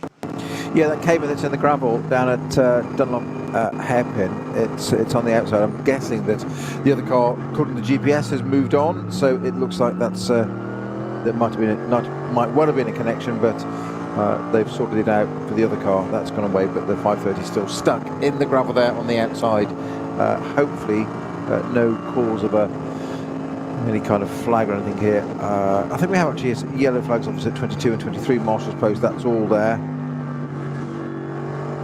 just because that car's there. But 3 minutes 44 seconds to go on the clock. Of course, the lead car at the moment, yes, we have got it's still not a code 60. We've had a whole race with no code 60 yet. Oh, I can't believe you said that. Tempted. I can hear the sucking of the teeth from here. Worldwide. So Adam Christodoulou, halfway around the lap, appears to have this one in the bag. I can't believe you just said that. I did say that. Weirdly, as I said that, I just mentioned it. His advantage over Fred Makoviecki has gone from 8.8 seconds to 8. As I looked at my screen, it got to the next timing sector. Another 2 seconds has come off. He has not got this one in the bag. You heard it here first. Adam Christodoulou hanging on in the lead for the Get Speed Mercedes, but at this point around the lap, both the chasing Porsches are catching him. You just heard Bruce Jones on autocorrect. That normally puts the spellings in the wrong, letters in the wrong order, doesn't it? It does on your phone. So they've just got to Exmuller, our race leader that is, that long run up to, or down to Bergwerk now.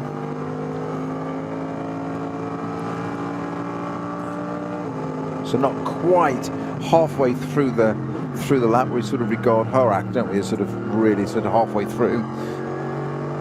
Highest part of the circuit. I sort of think Bergwerk. No, actually. Bergwerk's I'd say probably their side of it, Callenhart. I'd think if you put that little wheel on a stick and push it along the track as surveyors do, it'll be about the halfway point. We can argue about that later. What age are you speaking from? Surveyors, wheels on sticks. Yeah. Yes. Well, I tell you what. Yes.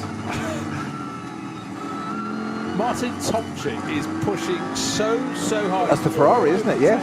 Of Earl Bamber, and Bamber came super close to coming into contact as they both dived past one of the production type cars, and another one just swerved to the left, to the right, and the closing speed, the passing speed is absolutely huge. But you know what? For Earl Bamber, having got the Ferrari for Fricadelli Racing, the local team here, Klaus Aberden's team, up into fourth, he's not going to see that position if he could do anything about it. And as I said, Adam Christodoulou had this on the bag, and he suddenly lost 2 seconds of his lead. He's got a 1/10 of a second back. He's responding, trying to make sure that my message wasn't entirely. Oh, Tomczyk over the back of that Ferrari, literally like a cheap suit. It's just so close. How he's missed it, I just do not know. But Earl Bamber doing his utmost to say for Fricadelli Racing there, you're not having this. We haven't quite got on the podium, but you're certainly not an army of 4th place. But so close in the final stages of this. This is for 4th position, Bruce. 49 seconds to go on the clock. Where are they on track at the moment? These guys they're just coming up to Bergwerk now, so about half a lap to go yet. So it's not done yet between Martin Tomczyk and Earl Bamber. Ferrari versus Audi, both mid-engine cars. The Ferrari desperate for a result. The Audis, we know where they work everywhere, but especially around the Nordschleife. Can Earl Bamber keep this Ferrari up there? Nearly got a podium out of it. And this is the 32 qualifying races for the 24-hour in a few weeks' time. Porsche's got to run now, getting closer, going to get a little draft off the Ferrari there. I think he's going to get the job done. Well, Tomczyk can get it done, because we failed to notice last time around he set the fastest lap of the race. Fast in the top 3, an 8 minutes 31.8 second lap. He's moved past Earl Bamber, so the work of Pittard and Bamber in the Fricadelli Racing team still really impressive in that new. But that's on that massively quick section, the Klossertoll there. Just got a draft from the Ferrari and just pulled out and didn't breeze past it, but boy oh boy. In the last, literally the last half lap of the race. Yeah, well, we know the Audis work well. The R8 LMS Evo has been racing here for years, powering through. The latter third of the last lap. Well, I suppose the third of the last lap, but to be pedantic. But what's going to happen up the front? Adam Christodoulou leading by 6.2 seconds at the last timing interval, but he's powering along Dottinger unless anybody has got to within 1.5 seconds of them, which in fact, as they went onto the back straight, the long straight, that's what Fred Machiavicki has done in the backside Porsche. So riding on board with Christodoulou, all we can see in front is clear track as he powers down that long straight. The sweepers are coming, but in his mirrors, he would have seen 2 cars catching him. One is Fred Machiavicki, the Manthey Racing Porsche. The second is the 24 Porsche line speed by car connection, Mathieu Jaminet. The top 3 cars coming to the final sweepers covered by 3.2 seconds. Can Christodoulou hold on? I think he can. Machiavicki is being pushed super hard by Jaminet. A tiny bit of breathing space, but victory in the first of the qualifying races will go to the Get Speed Mercedes team, including that 30-second penalty, but the margin 1.1 seconds at the end. Top 3 cars covered by 3.5 seconds. The order: Christodoulou, Get Speed Mercedes, Fred Machiavicki, fabulous charge from Manthey Racing, the 911 Porsche, and the 24 line speed by car connection Porsche of Mathieu Jaminet. That was a goodie. How fast were they? Who's got the fastest lap of the race? For the moment, 8 minutes 28.978 seconds. It belongs to Fred Machiavicki, but I want to see what Martin Tomczyk can do when he comes through in what should be 4th place. We've just seen him past Earl Bamber about a minute ago in the Fricadelli Ferrari, and I think the top Audi will probably take the fastest lap of the race, and Martin Tomczyk, gosh, you forget how far behind they were. It was a minute and a half. He's only just gone through Schwalbenschwanz. He's now powering onto the Dottinger Höhe. But how fast this is the lap? If he can get the fastest lap of the race, it will be bragging rights. But at the moment, bragging rights belong to the winning crew that sucked up that penalty of 30 seconds and still came on top. Get Speed Mercedes, number 2. Well, you just said, Bruce, just over 3 seconds covering the top 3. Not for an NLS round, not for the Nürburgring 24-hour, but just for the Nürburgring 24-hour qualifying race of two in 3 weeks' time for the race. It's nuts. Now, the one thing I thought could trip up this Let's Talk Martin Tomczyk the line would be the chasing. Was he going to be able to drop Earl Bamber? Earl was using a slipstream behind him along the Dottinger, but I think will remain in. Yes, he does remain just under a second down of the Audi. So it's number 40 Audi of Shearer PHX in 4th place, but that was quite a big gap between them. It was 1 minute 28 seconds to that lead trio. But anyhow, really good run from the 40. Remember, that started from pit lane It just came in ahead of the Ferrari of Earl Bamber, and now in behind the number 33 Porsche of Falcon Motorsports, so the better place their two cars. Joel Eriksson brings that through into 6. 8:28 for fastest lap for Makoviecki and Grello at the end there for second position. 8:28. And that did remain faster than the best that Tomczyk could do. Tomczyk's 8:32 that time around, but he had the best margin before that. So bear in mind that number 40, brilliant finish, but they started from the pit lane. They finished 4th, also starting from the pit lane. The number 72 BMW Junior Team entry struggled a little bit in the hands of Johansson in the second half of the race, but a brilliant opening part by Connor De Filippi. And the other car that started from the pit lane finished in 14th place. That was Jelmer Berman in the Conrad Motorsport Lamborghini. So, much of interest. The Get Speed team will have learned not to jump the start of the race, because that could have cost them big time, but I think the accolade of hauling back, you know, absorbing a 13-second penalty and coming out still on top. Yeah, I'd love to be able to interview the driver, have a chat about that, and just find out the reasoning thought process, because it's an odd thing to do. As you said, we gave it sort of benefit of the doubt of had he just got going and the others didn't keep up. You mentioned the one car sitting behind that nobody else could then pass, because you can't update until you cross the line, etc. There's so many permutations there, but in the end, race organisers deemed it was a jump start and a 30-second penalty, which was quite severe, because he pulled out 11 seconds on that first lap. I thought it was going to be a 10-second penalty, to be honest. Not saying that race organisers are wrong, that's what they've deemed. And that's why I said I thought it negated that 11-second lead. He'd still done it. Ironically, that would have been about spot on, because that's where they finished 1.1 second ahead. But 30 seconds, as you said, Bruce, just soak up a 30-second penalty and still win. That's pretty impressive, to say the least. But we know for sure next time, maybe tomorrow's race, and most certainly for the 24 hours at the tail end of May, they'll try not to get the 30-second penalty. So obviously Chris Doodle there, just coming off the GP circuit. He's got a bit of on board for you there. Came in through the GP circuit, got it into the pit lane. Hasn't got to the pit lane line where he needs to do 60k yet.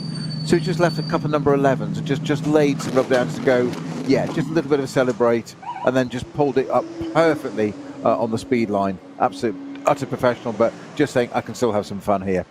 Which is good to hear and good to see. So the top 3 finishers coming in. Get Speed, the black Mercedes, number 2 at a standstill. First, Adam Christodoulou just about to climb out of that. Then alongside the Grello, the green and yellow Manthey Racing Porsche, brought into second place, just 1.1 seconds down. Fred Makowiecki.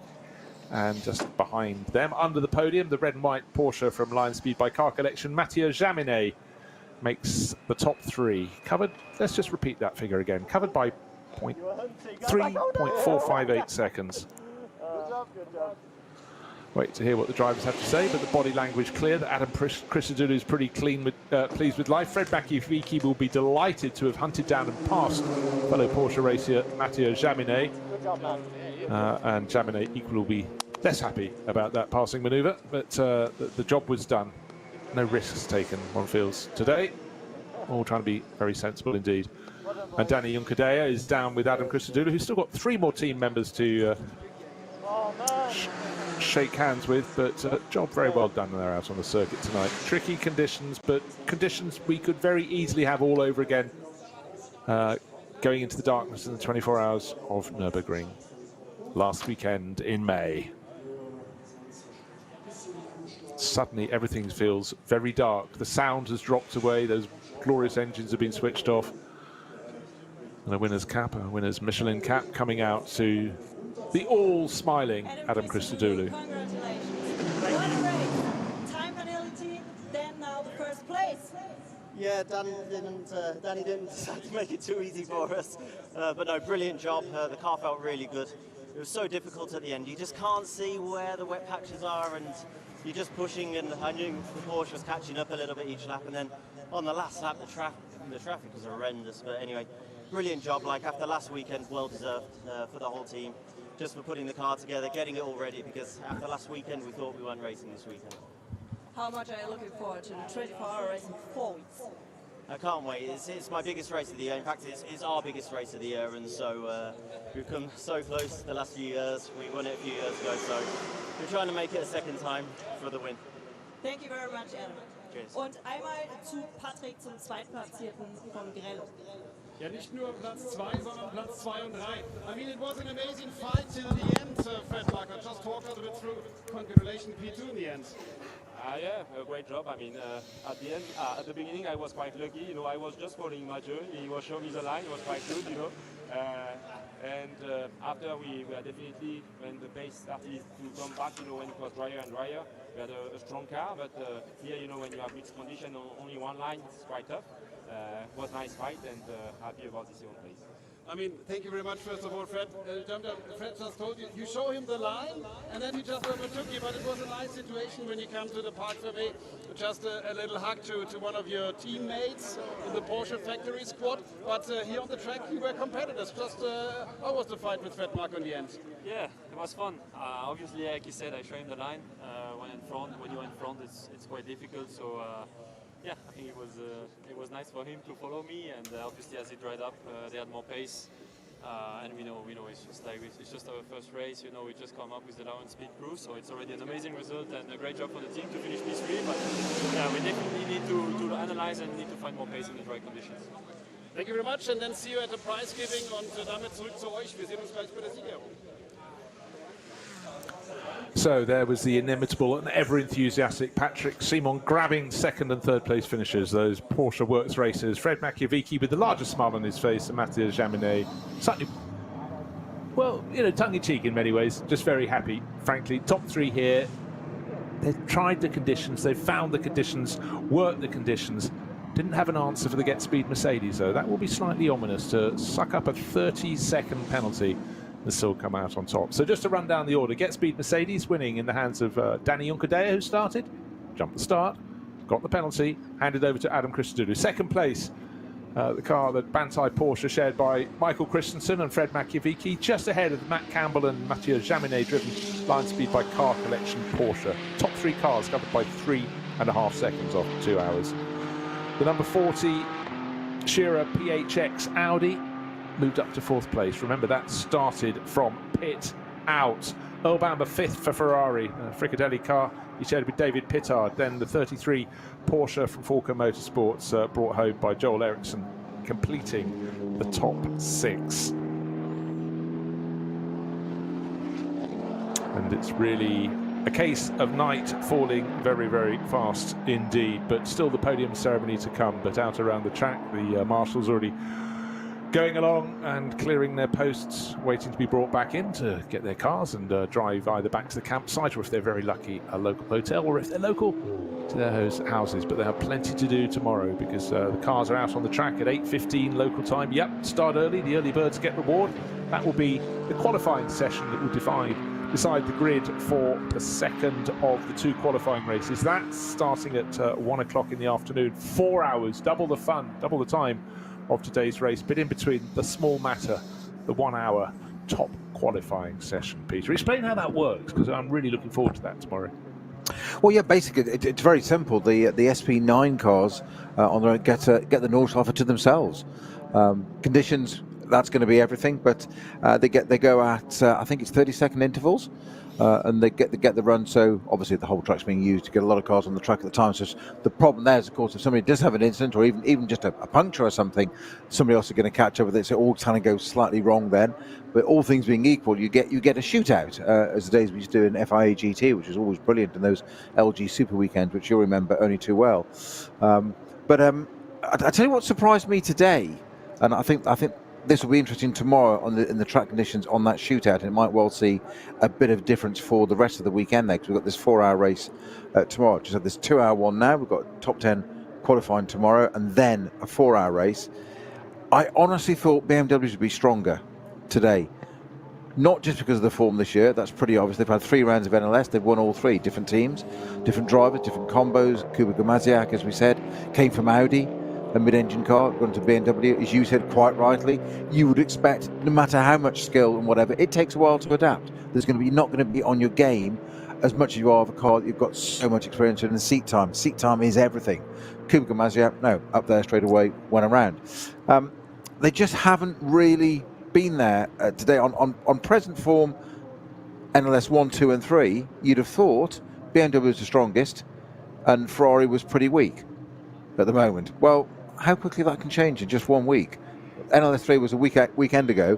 What have we got now? Mercedes at the top, with Porsche, 2 Porsches, and then an Audi again. The Ferrari, 4th position, Fricadelli. The first BMW is in 7th place.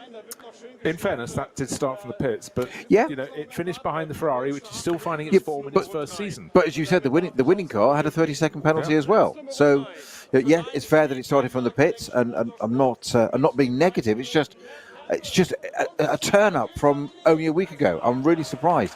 I'll be therefore saying that BMW is not very good in the wet. Or am I being mischievous now? Oh, well, you could well be. So the podium ceremony has started. The taller figure, 2 drivers out there. There's a slighter figure of Matt Campbell on far right of the podium, and alongside his French teammate Mathieu Jaminet. Not too downhearted about being passed right at the end. Fred Makiewicz, well, he did the passing to get that 2nd place. He's delighted. The Manthey Racing crew and Michael Christensen, who was really good on the opening sequence of the opening lap to move up from 6th place to 2nd in very short order. But the car that led away served a penalty, and Adam Christodoulou and Danny Unkadea out onto the top step of the podium for Get Speed. So for the local team, that's a really good result. And for both those drivers, job well done in what were clearly very, very tricky conditions. Well, that's another thing I wanted to say in just summarising that race today. Tricky conditions, very wet to start with. Didn't think it would dry as consistently as it did, but that's what came to us. So it was linear. The circuit just kept getting better and better and better. So it's same for everybody. No change of conditions. No code 60s. So nothing that's affected. Sometimes you can see that in a race where somebody gets caught out at the wrong time, etc., and that can suddenly take 5 or 10 seconds and make a difference. You've always got to go into greater depth. But we've had consistent weather, no code 60s. The winning car had a 30-second penalty, and the 7th place car started from the pit lanes. It's going to make tomorrow interesting. It really that will. top 10 shootout is going to be all important for that race. Oh, holy. But just another factor, we started with 60, magically gained another car through the race, but when you get the full field going out in the 24 hours, then of course... Yeah, that's the first race I've ever commentated on where more cars finished than started. That's absolutely brilliant. We know why, but it does appeal to my sense of humour. It's brilliant. So perverse. That's drivers for you. Trophies being awarded, and by Andrea Schmidt, one of the local ADAC divisions, and that's to Mathieu Jaminet, ever charming, raising his trophy. They're smiling, you know. They didn't get the 2nd position they could have had. Doesn't matter. Top 3 consistent, but it's also the fact that a lot of their likely opponents were nowhere near them. So if you can refine 30 SP9 cars and come out in the top 3, you're doing well. But more than that, from 3rd place Jaminet to 4th place Martin Tomczyk, there was more than 1.5 minutes. So that was very good form they found. But of course, when we come to the 24-hour race, there'll be more than just 2 drivers in each of the cars. We'll have 3, sometimes even 4 runners in these crews. But it's about taking the hurdles, clearing the hurdles they're put in front of you. Maybe this was a fairly low one, just a 2-hour race, but the conditions could not have been trickier. Rain before the start, wet track, trying to gauge when to come in and go for slicks, or whether to go for slicks at all. But these crews all got it right.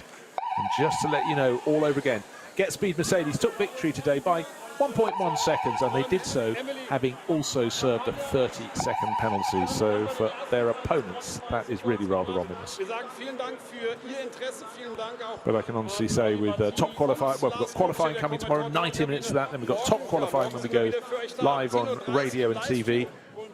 That's at 10:30 local time in the Eiffel Forest, and at 1 o'clock we've got the start of the 2nd qualifying race, twice as long as today's, in daylight, mind. Maybe in rain, maybe in dry, who knows, but that's 4 hours starting at 1 o'clock, so plenty lying ahead of us.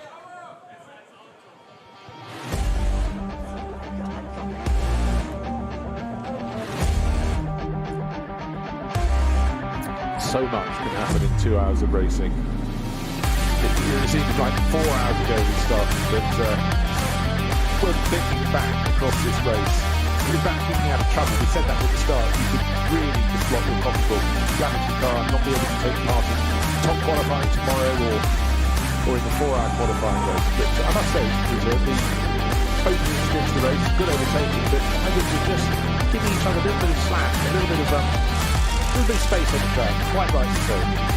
Yeah, I think it's possibly a product of these cars. These cars have got to do top 10 tomorrow, a 4-hour race, and you're going to be mindful, whether you say it or not. Drivers will always say, no, I was flat out, but you are mindful of not messing the car up. You need it for the 24-hour race in 4 weeks' time.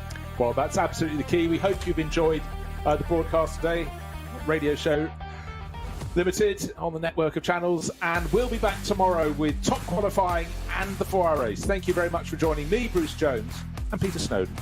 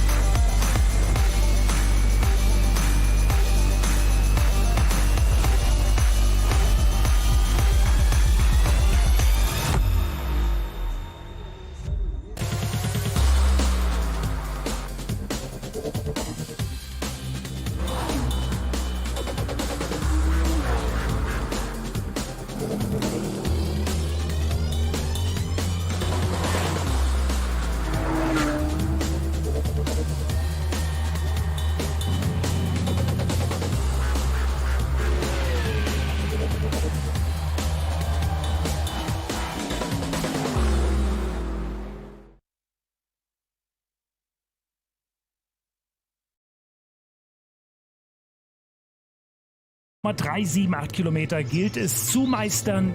Oh my gosh, this track is just incredible. This is such a fun place. It's amazing out there. 78 Kurven. It's very, very tough race for the car, for the driver lineup. Berg- und Talbahn, Höhenunterschied exakt 300 Meter. Die grüne Hölle wird sie genannt. 24 Sekunden, das geilste Rennen der Welt! Das wird der absolute Knall. Das ist wirklich der absolute Wahnsinn, was ihr da aufgebaut habt und konstruiert habt. Sensationell. Es gibt fast keinen Streckenabschnitt, wo nicht irgendwelche Freunde oder Freunde von früher und Bekannte stehen. Das ist schon geil. So viele Leute am Zaun sitzen, überall hängen BMW-Flaggen, Mercedes-Flaggen, Audi-Flaggen. Das 24-Stunden-Rennen haben wir alle im Herzen. Der Pulsschlag nimmt zu. Man guckt halt schon, seitdem man klein ist, 24-Stunden-Rennen, hat immer geträumt davon, dass man irgendwann mal im Auto selber sitzt. Ob die Fans auf der Tribüne, die Beteiligten der Boxengasse und wer auch immer uns zuschaut, das wird eine ganz große Party. Der Start wird es in sich haben. So, das Rennen ist eröffnet. Die 24 Stunden gehen los. Und mit Berührung und Abflug ist das Ende für den Krello. Also ich habe ja im Motorsport schon alles erlebt. Aber dass sich zwei Brüder hier abschießen. It's a very tough job to find the right mixture, being aggressive and being gentle. Schrecksekunde in der Eifel. Das Auto rollt da führerlos und herrenlos. Sowas habe ich überhaupt noch nicht gesehen, Uwe. Wow, was sind das für Bilder? Ein wunderschöner Sonnenuntergang ist da draußen.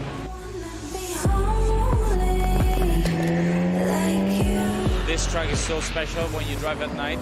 Typical Nürburgring 24 hours, survive the night. It's party. You can see their little fireworks, their barbecues. But on the other hand, you're flying with 250 k's through the fucking forest and over the bumps. There's not such a lot of time to look left and right. Und liegt an der Vernunft. letztendlich, ob es kracht oder nicht. It's not the Nürburgring if it's not raining. It's 50% dry, but completely dry, and 50% heavy wet. Dangerous. Das ist saugefährlich, da geht anscheinend gar nichts mehr. Was ist da los? That's the most important thing, to finish the race. Da kommt der Sieger, die Eifel tobt. And it's a particular credit to the crew for the work that they did. We lose together, we win together. And that's for us importanter than any kind of results. Ein Team, die Rädchen haben sich ineinander vereint.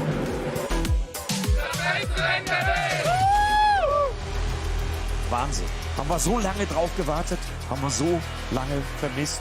Der Start wird es in sich haben.